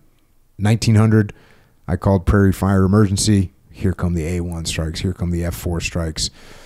And one thing that's interesting about this is you say these two kind of a little bit opposing things. You say, it was easier for me to communicate with Stevenson and Schaefer because we shared a common language, English, right? Of course, that's real obvious. But then you say, it was more difficult to communicate under fire because Stevenson and Schaefer did not understand the nuances of how the team responded to NVA attacks based on terrain, etc.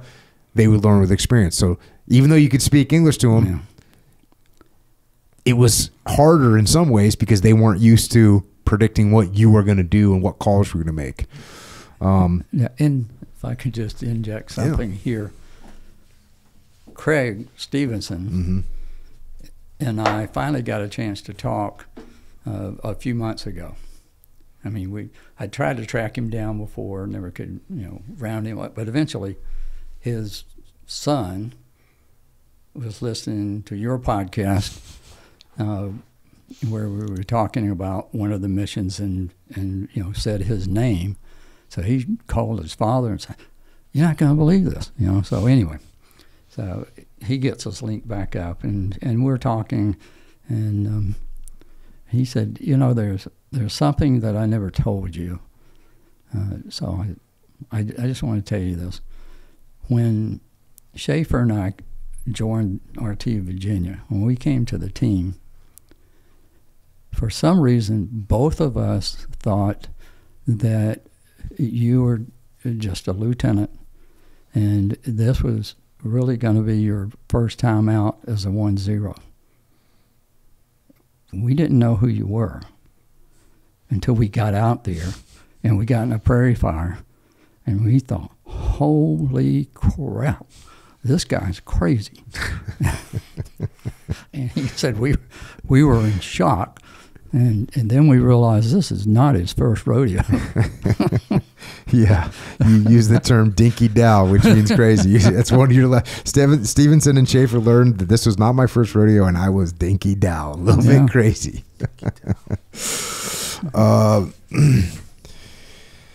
You link up with Lynn Black, another legend, codename Blackjack, and you guys do some.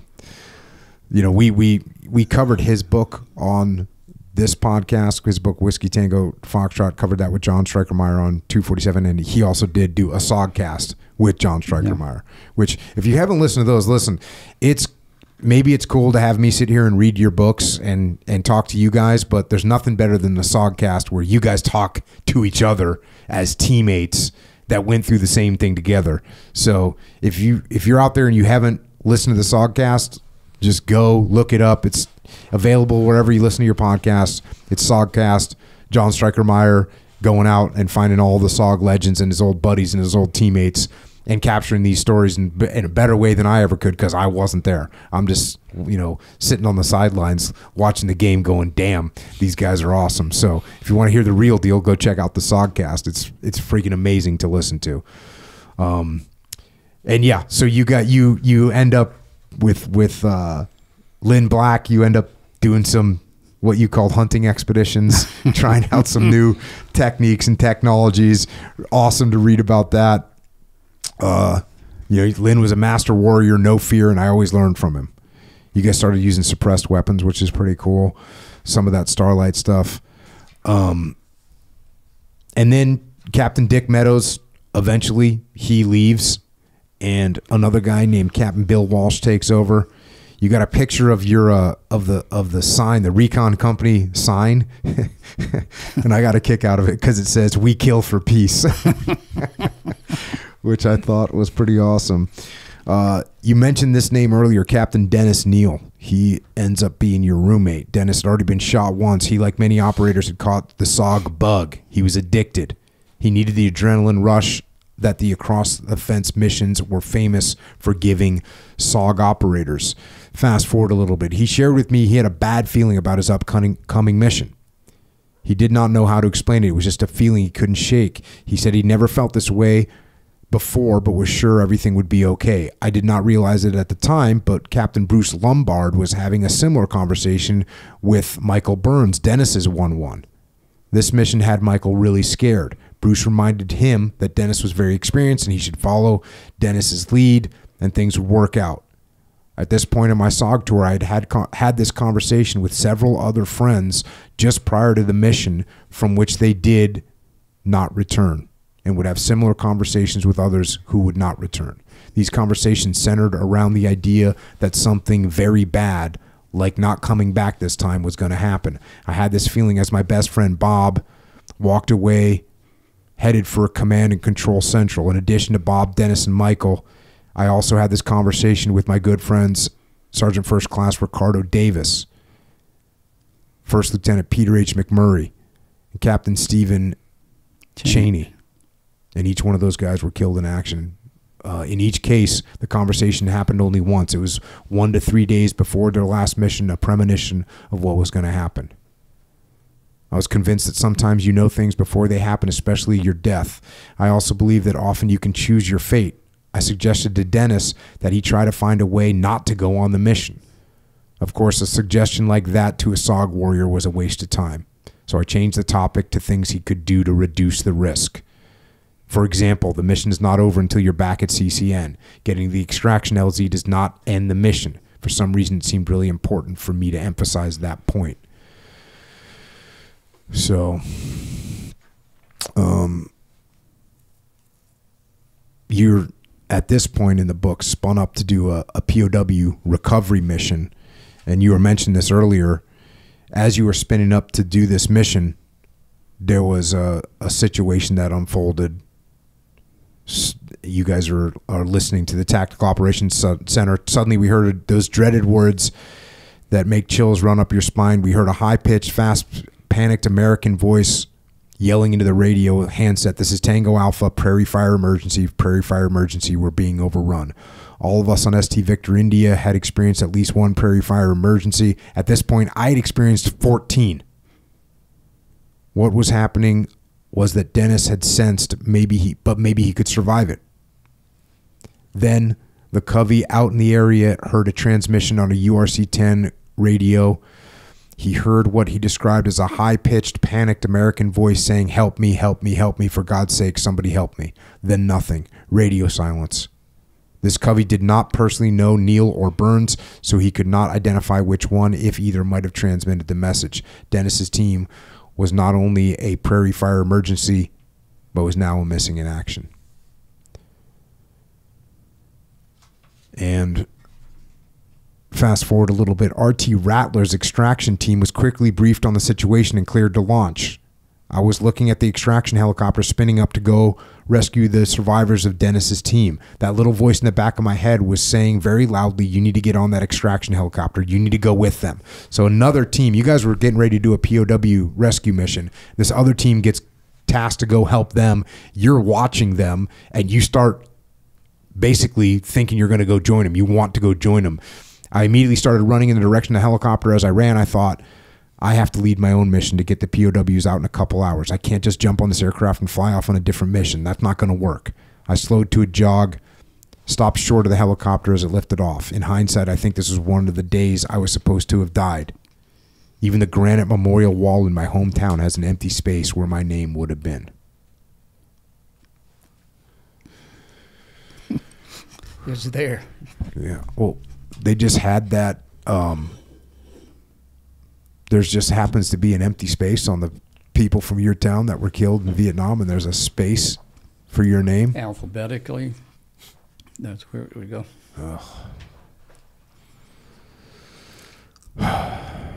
Well, their rescue mission doesn't work out too great. And then the commander comes in. Your mission has changed. ST Victor India is now the Bright Light Team 2. That's you guys. Bruce and I got the team together, and I told Ben to repeat after me. Warning order, RT Rattler is missing. The HF Bright Light is pinned down on the LZ by a large NVA force. Our mission has changed. We will now do the POW mission later. We are now Bright Light Team 2. We can expect anti-aircraft fire to start approximately 20 minutes out from our insertion. It's going to be a hot insertion against a large NVA force on the ground. Cobras will be prepping the LZ and a tree line with miniguns and flechette rockets. Expect your aircraft to be taking heavy machine gun and AK-47 fire on short final. RPGs were fired at some of Jordan's aircraft. Your aircraft will probably be taking small arms hits on the way to the LZ. Team members wounded inside the aircraft will be left on the aircraft. If you're hit on the LZ, Jones, the medic will check on you and put you on the next aircraft for extraction. We can expect to be in heavy contact the whole time we're on the ground. While we had a lot of air support, we have to be careful where we put it because we don't know where the NVA had Neil and Burns. So you're going into, it seems like this going in is going to be the hottest landing zone insertion you've ever gone into. That's what you're hearing for intel. You go in, you search again, get the book so you can read that story. Eventually, we had not been able to find any sign of Neil or Burns. If we were in the right area, Neil and Burns would have been moved. If we were not in the right area, there was no way we could expand our search. The day before had been my opportunity, and I had not taken it. I could never go back and change that event. I had to live with it. And eventually, we were extracted under fire, but it was a lot lighter than when we were inserted. We were very fortunate on both the insertion and extraction that the NVA did not use RPGs against us like they did with RT Rattler. Neil, Burns, and the 2 yards were never found. There's no doubt in my mind that the 2 survivors, Pan and Coman, gave us the wrong location of where the team was when it was overrun. So there's, again, this is in the book, but the yards that were with them that made it out described where they thought Neil and Burns were, but it just didn't make sense. And you say, I don't think they did it intentionally. I think the stress of being wounded, chased, and trying to survive, I think they lost track of how far they traveled trying to get to the extraction LZ. We searched the ridge thoroughly where it happened. Nothing was there. We were initially debriefed at the launch site. Then again, when we arrived back at CCN, it was always crushing disappointment to lose a team member, and in this case, almost a whole team. Families had to be notified. I found it particularly emotional when I walked back into the room I shared with Dennis, seeing all his personal effects on his side of the room, knowing he would never return. I made the decision to wait until the next day to pack up his personal effects. It brought back memories of inventories I did at FOB1 when I had first arrived. This was even more personal. Dennis and I had shared the same room, fought together, and worked together. We were good friends. I was at the launch site, heard his emergency call, and led his Bright Light team. I felt very, very sad for their families. They would be notified that their sons were missing in action in Vietnam. The news would devastate their families and leave them hanging on to the hope that one day their sons would walk back into their lives, but it would not happen. They would never have closure while on this earth. Their parents would not live to see the day their sons' remains would be repatriated.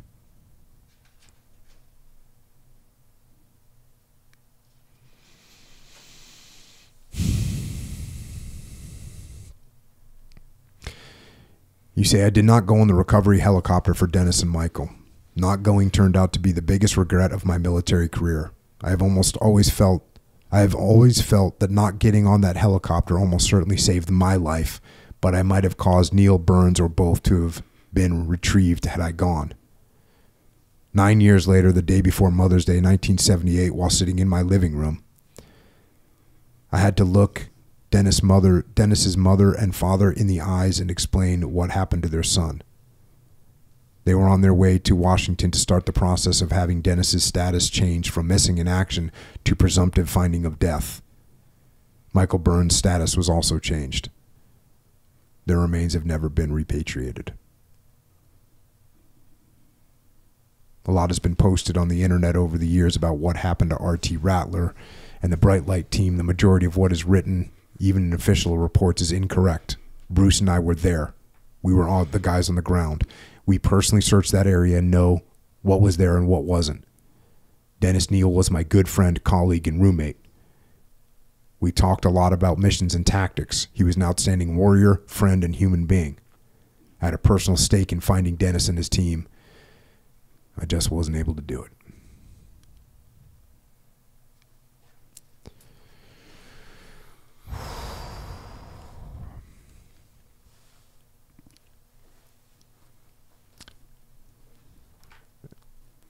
And of course, the war doesn't stop and the missions keep coming, and now you have that POW event, that you're looking to go execute, and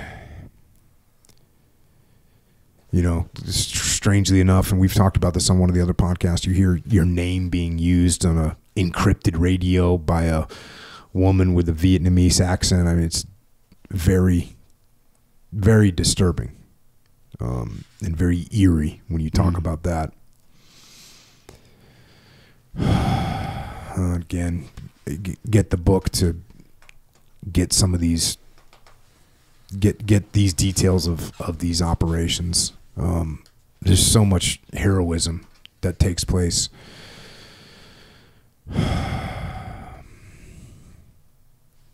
Fast forward a little bit.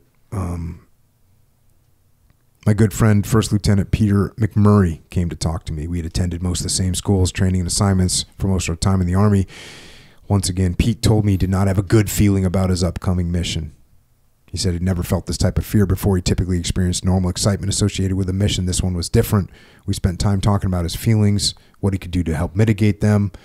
One of my recommendations was to avoid exposing himself. Don't get out in the open. When Pete left that evening, I had the sickening feeling that I had with other friends before their last mission. Late afternoon on the 27th, RT Virginia flew to Quang Tri launch site. Shortly after arriving there, we learned that Pete had been killed that day when he was hit by the main rotor blade of a crashing CH-34 helicopter. The news really had an impact on me. I had to grieve quickly and set it aside until after our mission. Easier said than done.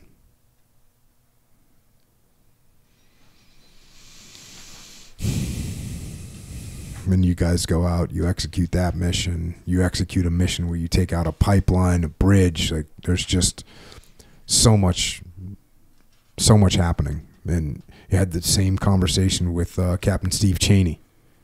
He told you had a bad feeling. 3 days later, Steve died of shrapnel wounds from a friendly rocket. That's the one you were talking about earlier.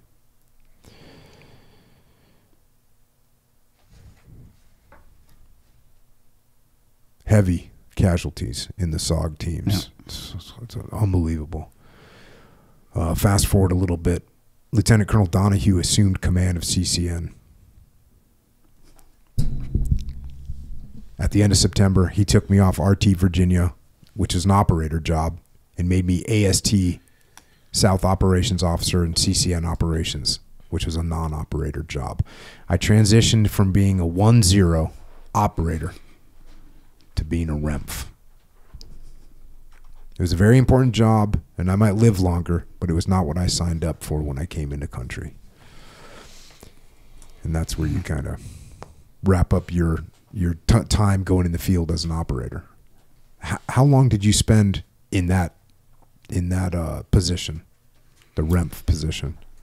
Maybe 6 weeks. So it was right at the end. You get done with that, and it's time to go back, to the world, as you guys called it in Vietnam.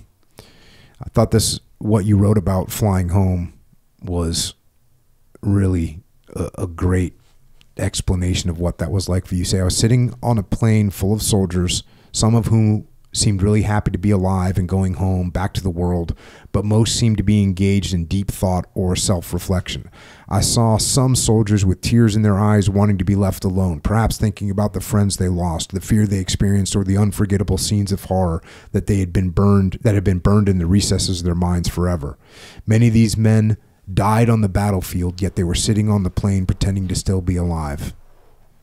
And some would end the pretense with death by suicide at some point in the future. What was I experiencing?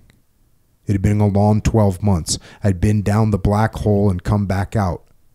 34 of my SOG friends and teammates were killed or missing in action. I had escaped death more times than I could count and knew I could not begin to describe the past 12 months in terms anyone could possibly understand, even if I were allowed to. I had 20 more years to decide if I would tell my story and how I might do that. What I did know was that I felt guilty leaving my friends and team members behind. I knew I would volunteer to return to SOG in the near future after I had time to heal.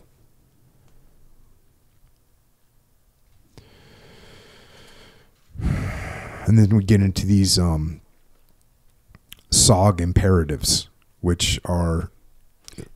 If I could say, yes, absolutely. One more thing. Reference that comment about, I would return. So my plan was to come back to the States. I'd been told within 8 months after you get back, you're going to be sent back to Vietnam. So what I thought was, okay, so I've got 8 months. I'm going to start SOG 2 training. So I'm going to use the next 8 months to see how much I can improve my skill set on, SOG kinds of things. So that was one thing that helped me be able to write these 2 books. Was I came back and started reviewing all the missions, all the things that I've done, the people, skills, those kinds of things. So I was working on that. So that helped me when I started to write the book. I was able to go back, find notes, a few notes that I had taken in country, particularly one with dates. Someone had told me early on, every time you get on an aircraft and fly a mission, write it down. Mm-hmm. When was it? What type of aircraft? So I've got a list of dates of when I was going out there, so I was able to set up a timeline and things like that. So anyway, I prepped for SOG 2. I just didn't get to go back and do it. Mm-hmm. These, and this is where these SOG imperatives that you talk about, you're prepping this stuff, and the SOG imperatives: lead by example, practice, practice, practice. Mindset drives success. High stress equals bad decisions. Adapt, adapt, adapt. Don't stop moving. Here's one of my favorites. One of my favorite sayings I've heard in a long time. Today started 3 days ago, which you can also say today started 3 years ago. You can say this month started 5 years ago. Like where you are right now is based on what you did. So make sure that right now you're doing the right things. Battle space is dynamic. Change requires a reboot and practice. Dominant response hierarchy equals first response. And make critical decisions before stress. This is something that we try and always do in special operations, is you have a plan that if this happens, we already know what we're going to do. If we get contacted from the left, we're going to do this. If we get contacted from the right, if we get hit from the target building, here's our response. We're not going to have to make these critical decisions during the stressful moment. We already made them. We already thought through them. So those are really good. And you expand on these things in the book. It's one of the best things in there in the book. And again, you go through what you do when you get home. You talk about you become a Ranger instructor. They eventually say, hey, we need combat veterans to be teaching Ranger school, so we can't send you back to Vietnam. And so you end up for what a normal person would be, they'd be happy about. But for Dick Thompson, he's not happy because he gets stuck in stateside. You end up, company command in the 2nd Infantry Division in Korea. Then you go to graduate school. You go to Command and General Staff College. You end up a professor of military science. And then in 1986, you say, I took an assignment in 1986 and retired in 1998, having completed 21 years in the Army. The goal I set back in 1970 was to complete at least 20 years of active service and retire from the Army at the rank of lieutenant colonel or higher. Mission complete. I launched a veteran-owned and operated international management consulting firm, High Performing Systems, Inc., HPS, in January of 1984 as my next career. The company provided a platform to apply all the skills I had developed across my military career and teach those skills to executives around the world. And you're still doing that today. It's 40 years old in 2024. And just to close out the book, and again, get the book. I've read probably 4% of the book today. It's an amazing book. Every page has incredible action and also incredible lessons. But I'll close out the book with this. Across the 8 years of SOG's existence, approximately 4,000 men served in the unit. Of those 4,000, less than 600 were operators, men who participated in the cross-border operations. Over 300 of the operators were killed in action. As I write this book, there are currently over 50 operators and aviators supporting SOG operations still missing in action. Out of the killed and missing in action, 34 of them were my friends and teammates during my time as a SOG operator from 1968 to 1969. They are all American heroes, and I think of them every day.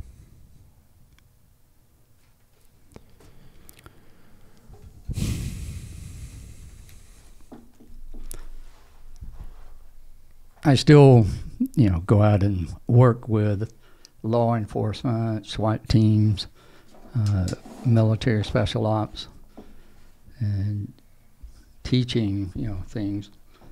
And I was doing a presentation to a historical society a few months ago. And the audience, about 60 people, were probably, almost all of them were 50 or older. And I made the comment like that I still go out and work with them. And a guy asked me, he said, how could you possibly help today's special ops guys? What you were doing was over 50 years ago.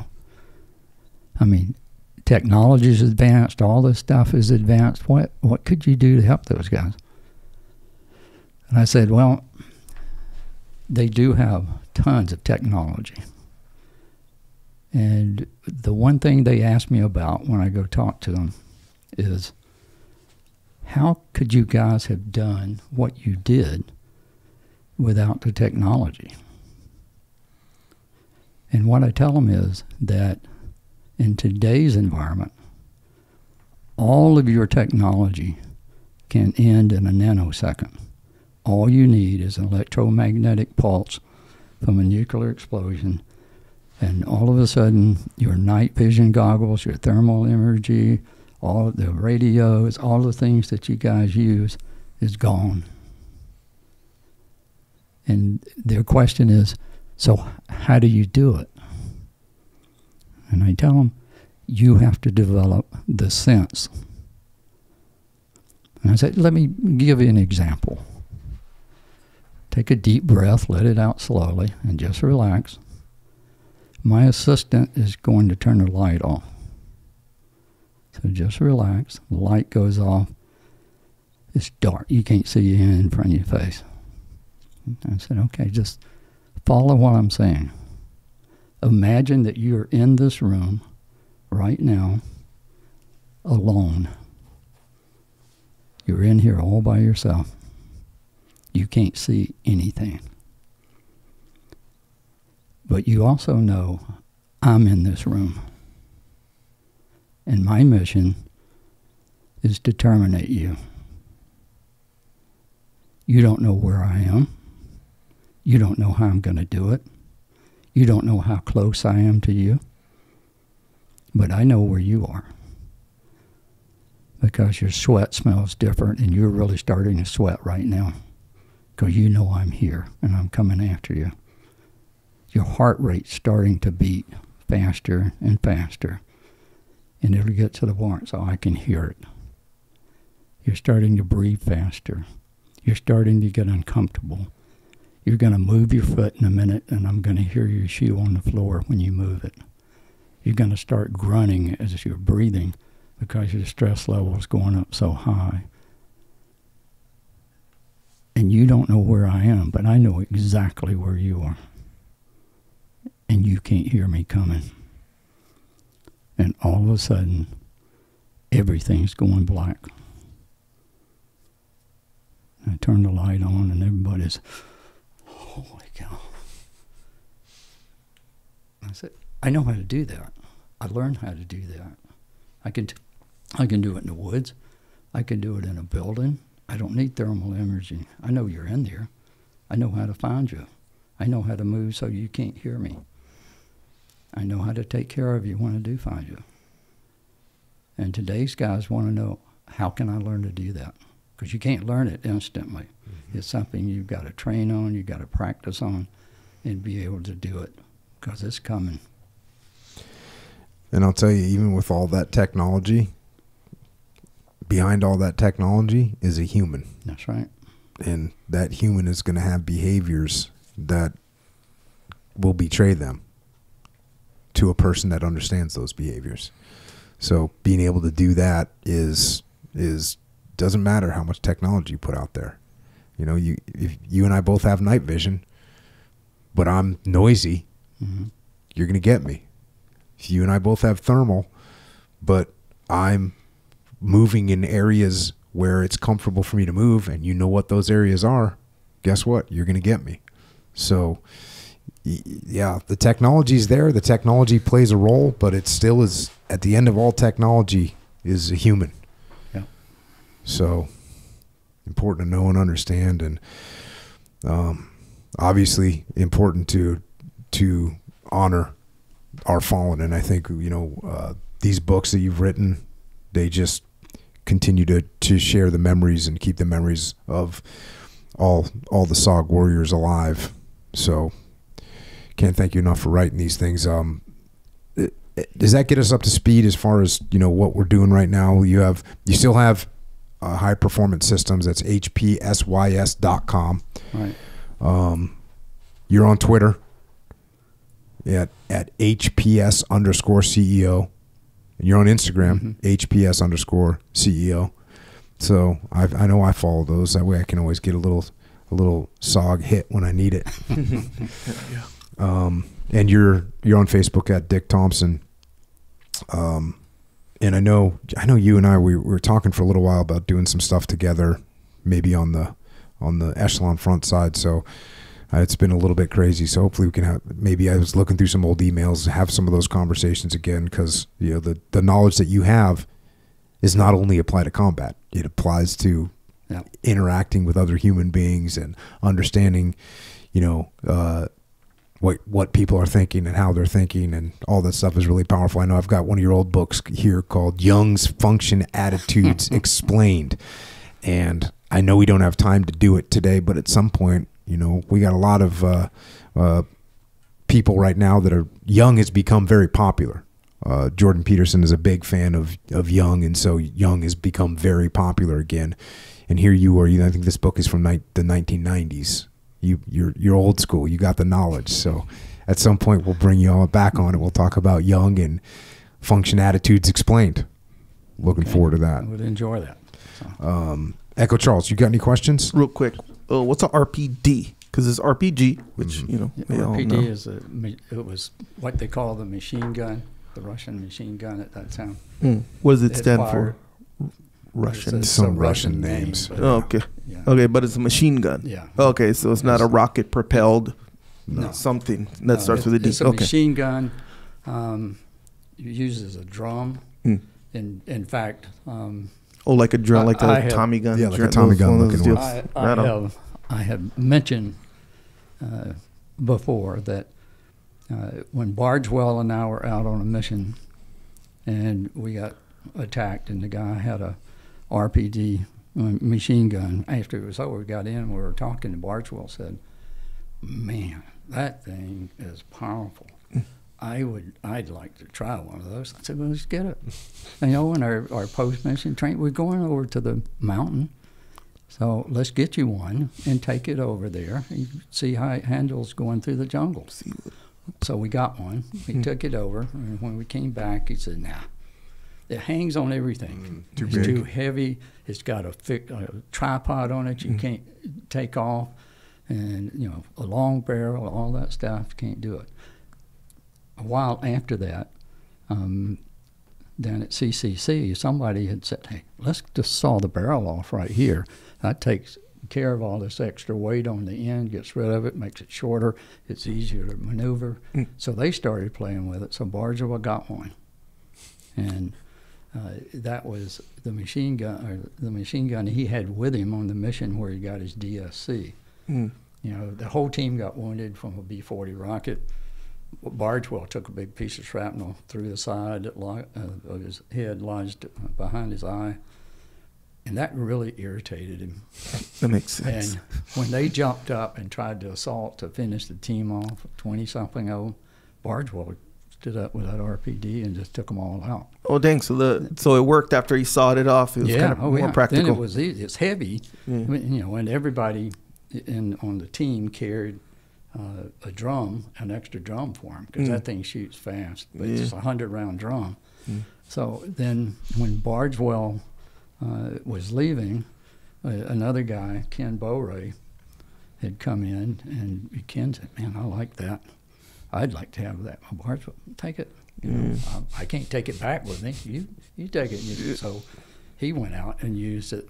And then I think Bardwell retired as a 2-star general. Ken Bowray retired as a 2-star general.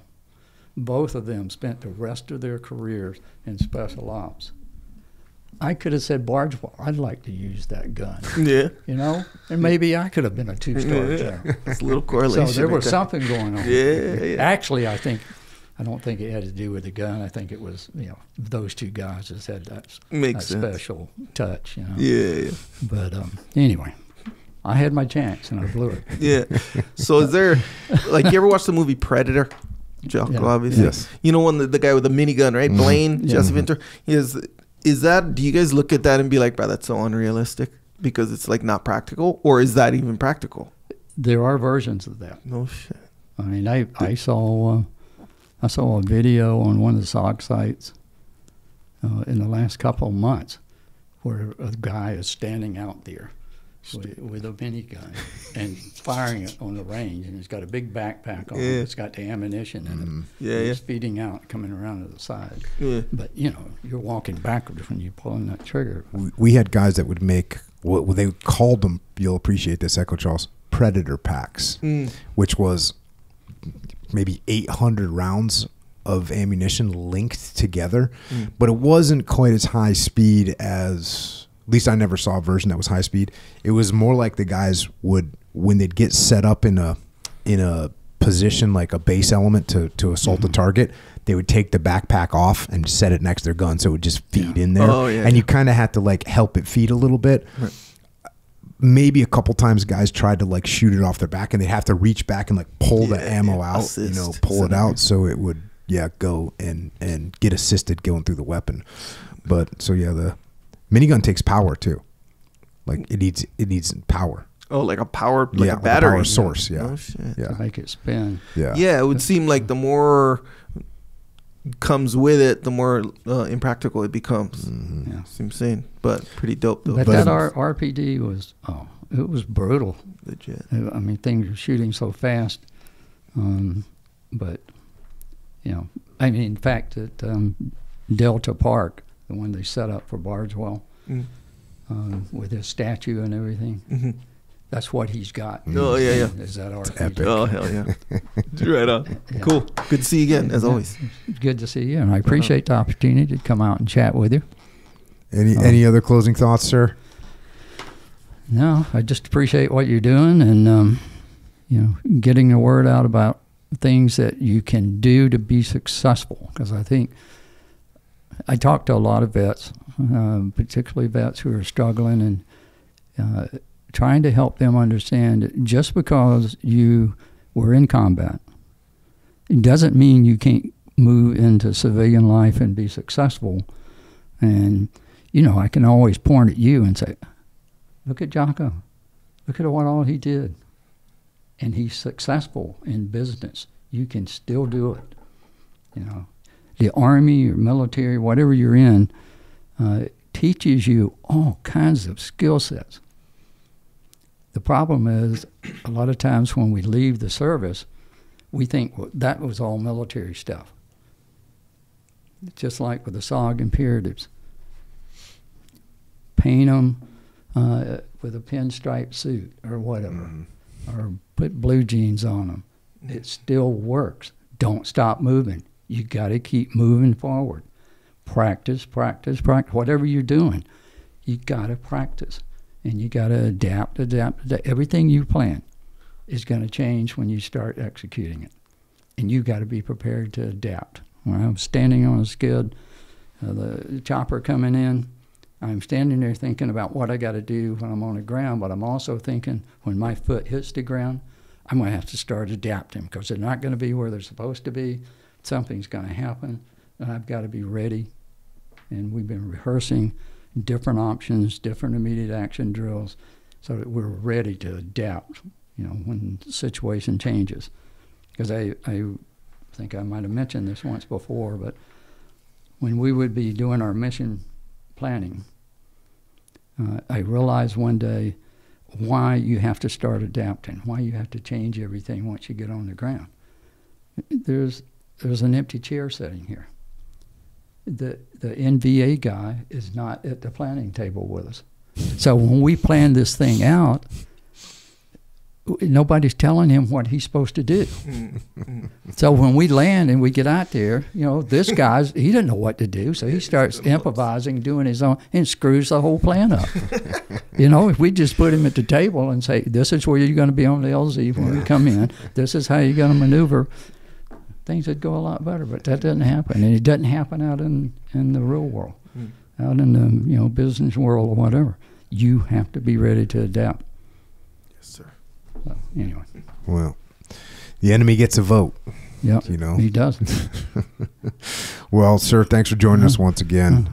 It's always awesome to see you. It's always awesome to hear your experiences, read about your experiences, get the lessons learned, which you have so many.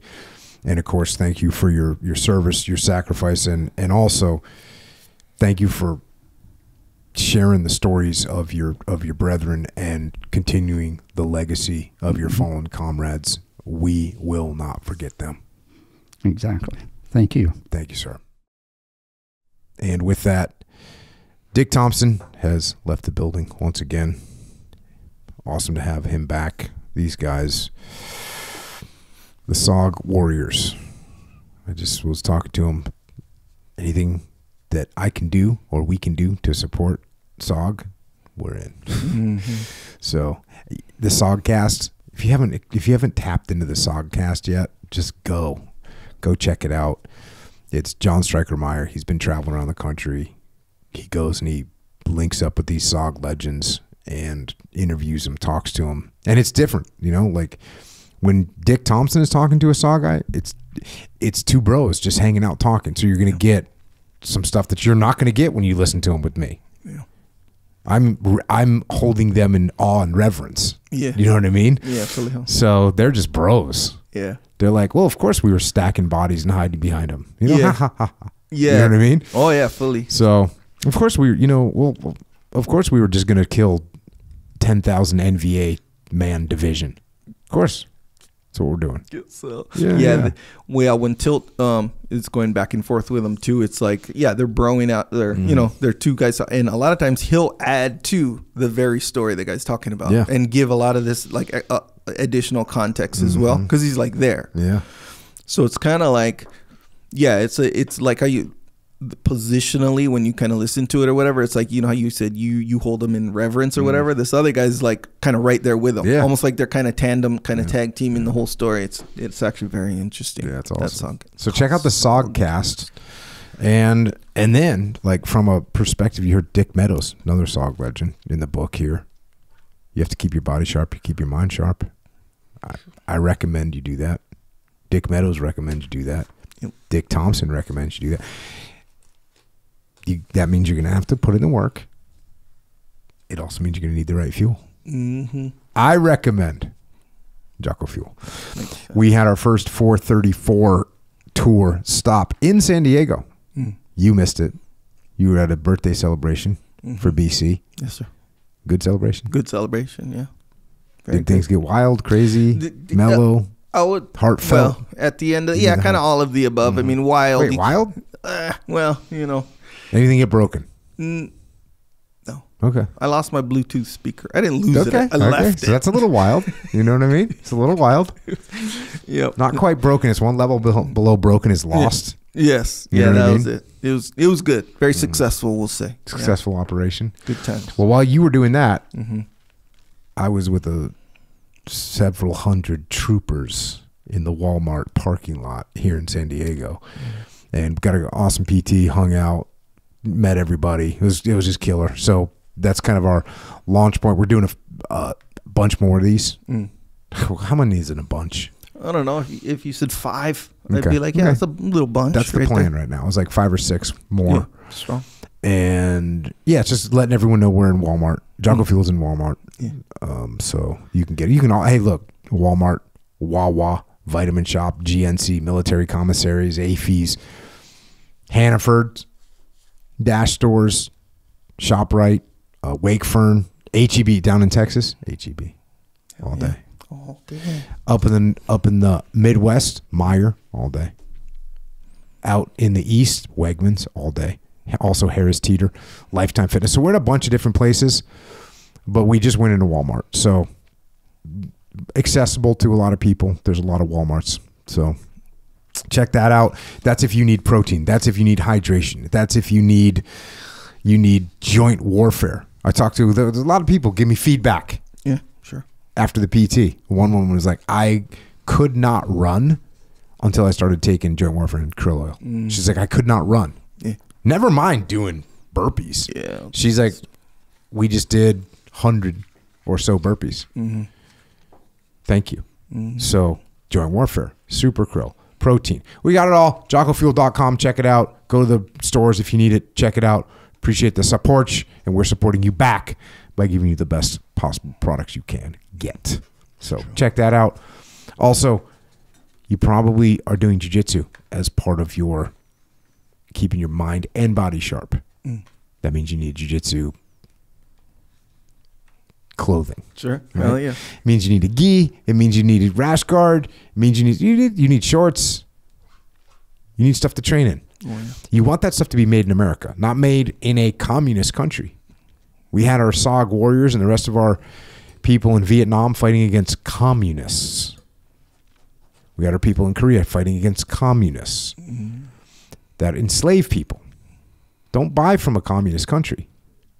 Buy from America. You can get jiu-jitsu gear. You can get jeans, boots, T-shirts, hats, belts.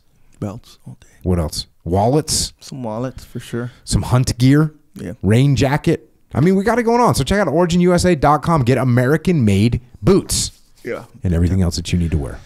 Check that out. Yep, it's true. A lot of those, you talk about the jeans, but they got a bunch of other kind of pants as well. Like if you're into the Moab pants. oh yeah, the various types of pants, functional pants. You know, look, are there dress slacks yet? Maybe, maybe not. But I will say this: If you wear those, you can wear those black jeans yeah, anywhere. oh yeah, Like I'm talking to a dress event. Now look, are you going to go to the freaking, I don't know, ceremony or whatever? Maybe Yeah. not, but yeah. you could. I could. It's exactly what I mean, you know. But like work-wise, functionally, no matter what you're doing, there's gonna be some pants over there for you. Yes. You know what I'm saying? Yes. So yeah, very impressive array of pants options. want to throw that in there. Good point. Hey, It's been hitting me lately. We are thankful Yes, sir. across the board. Speaking of being thankful, Jocko has a store called Jocko Store. So you go to jockostore.com. So discipline equals freedom, which is true, by the way. If you want to represent that, that's where you go. So jockostore.com, you get discipline equals freedom. Good. We got some rash guards on there, some T-shirts. Shirts, that's kind of the main thing. Yeah. Very shirts That's for representation. No, we got some shorts on there too, though. Functional. Okay. Made for a lot of stuff. They're board shorts, but they're also grappling shorts and running. They're a little bit more like they're not not with those pockets on them. Yeah, here's the thing. They're like kind of roomy a little bit. Mm-hmm. I mean, you got to be into shorts to understand all the little subtleties. So it doesn't matter. Just know that these are made for a lot of stuff. So, But they have worries. pockets on them. yeah. Not the kind of pockets like a cargo pocket that like Velcro shut, but just pockets. So you can't wear those grappling. I mean, I've worn them before a couple times, but that's not. Yeah.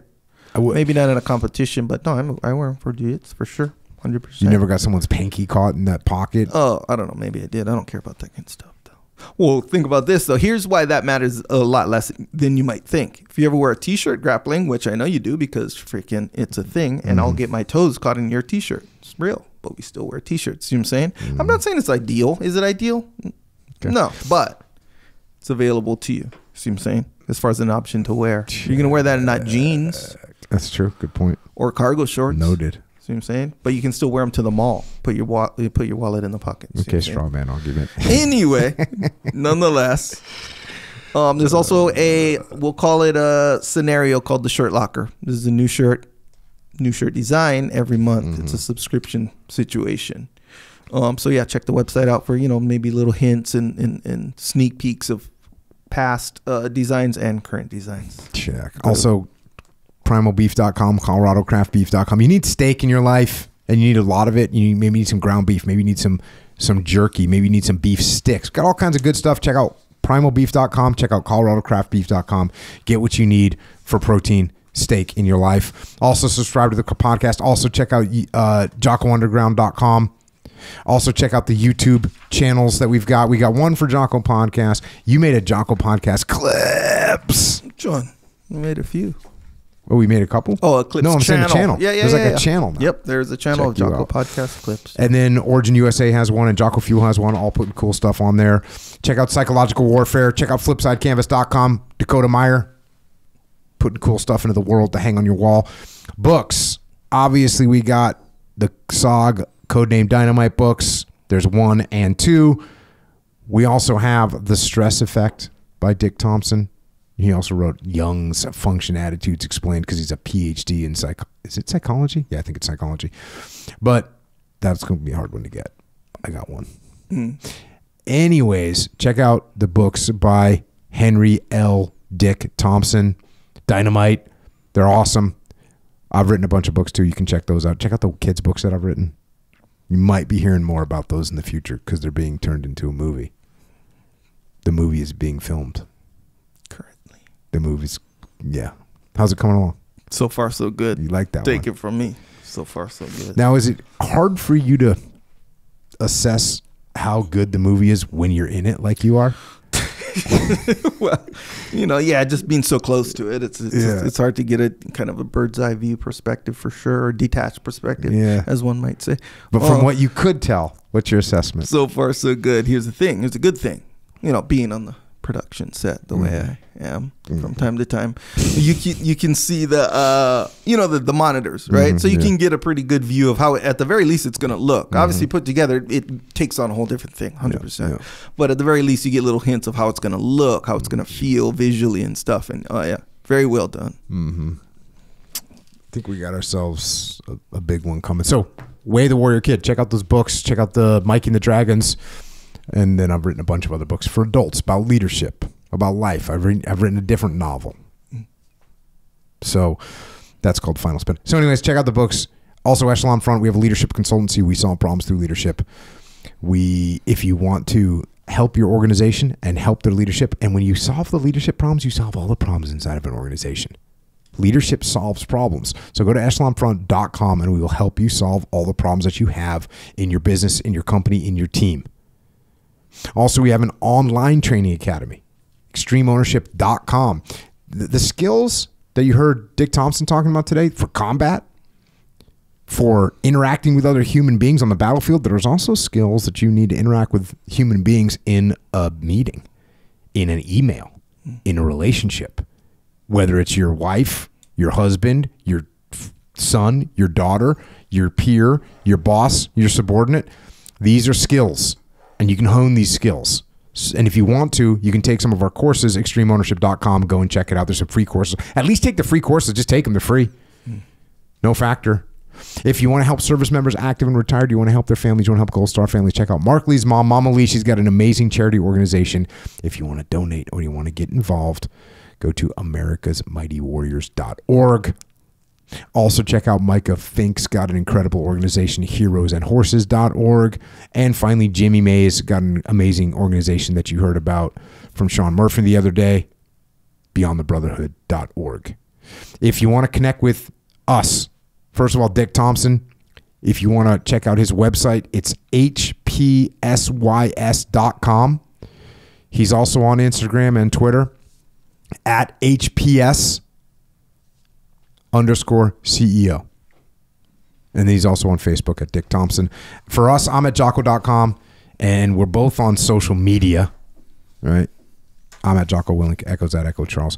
Just be careful, because speaking of ambush, you'll get ambushed by the algorithm. It'll take you out. Once again, thanks to Dick Thompson for joining us. All these SOG guys are my heroes and true American heroes. It's an honor to be able to talk to them and share their stories. Also, thanks to all of our soldiers, sailors, airmen, Marines, and tonight especially thanks to our Vietnam veterans. Thank you for stepping up and answering the call in such a brutal war. Additionally, thanks to our police, law enforcement, firefighters, paramedics, EMTs, dispatchers, correctional officers, Border Patrol, Secret Service, all first responders. Thank you for stepping up every day to protect us here at home. And to everyone else out there, heed that guidance from Dick Thompson, Dynamite. Today started 3 days ago. Today started 3 days ago. The situation you're in right now started to develop 3 days ago. And again, we can put all kinds of time frames on this. What that means is be prepared. What that means is think about the future. What that means is think long-term, strategic. Don't think short-term, tactical. What you are doing right now impacts where you are going to be. So don't wait. Don't put it off. Do it now. Don't stop moving. That's all we've got for tonight. Until next time, this is Echo and Jocko.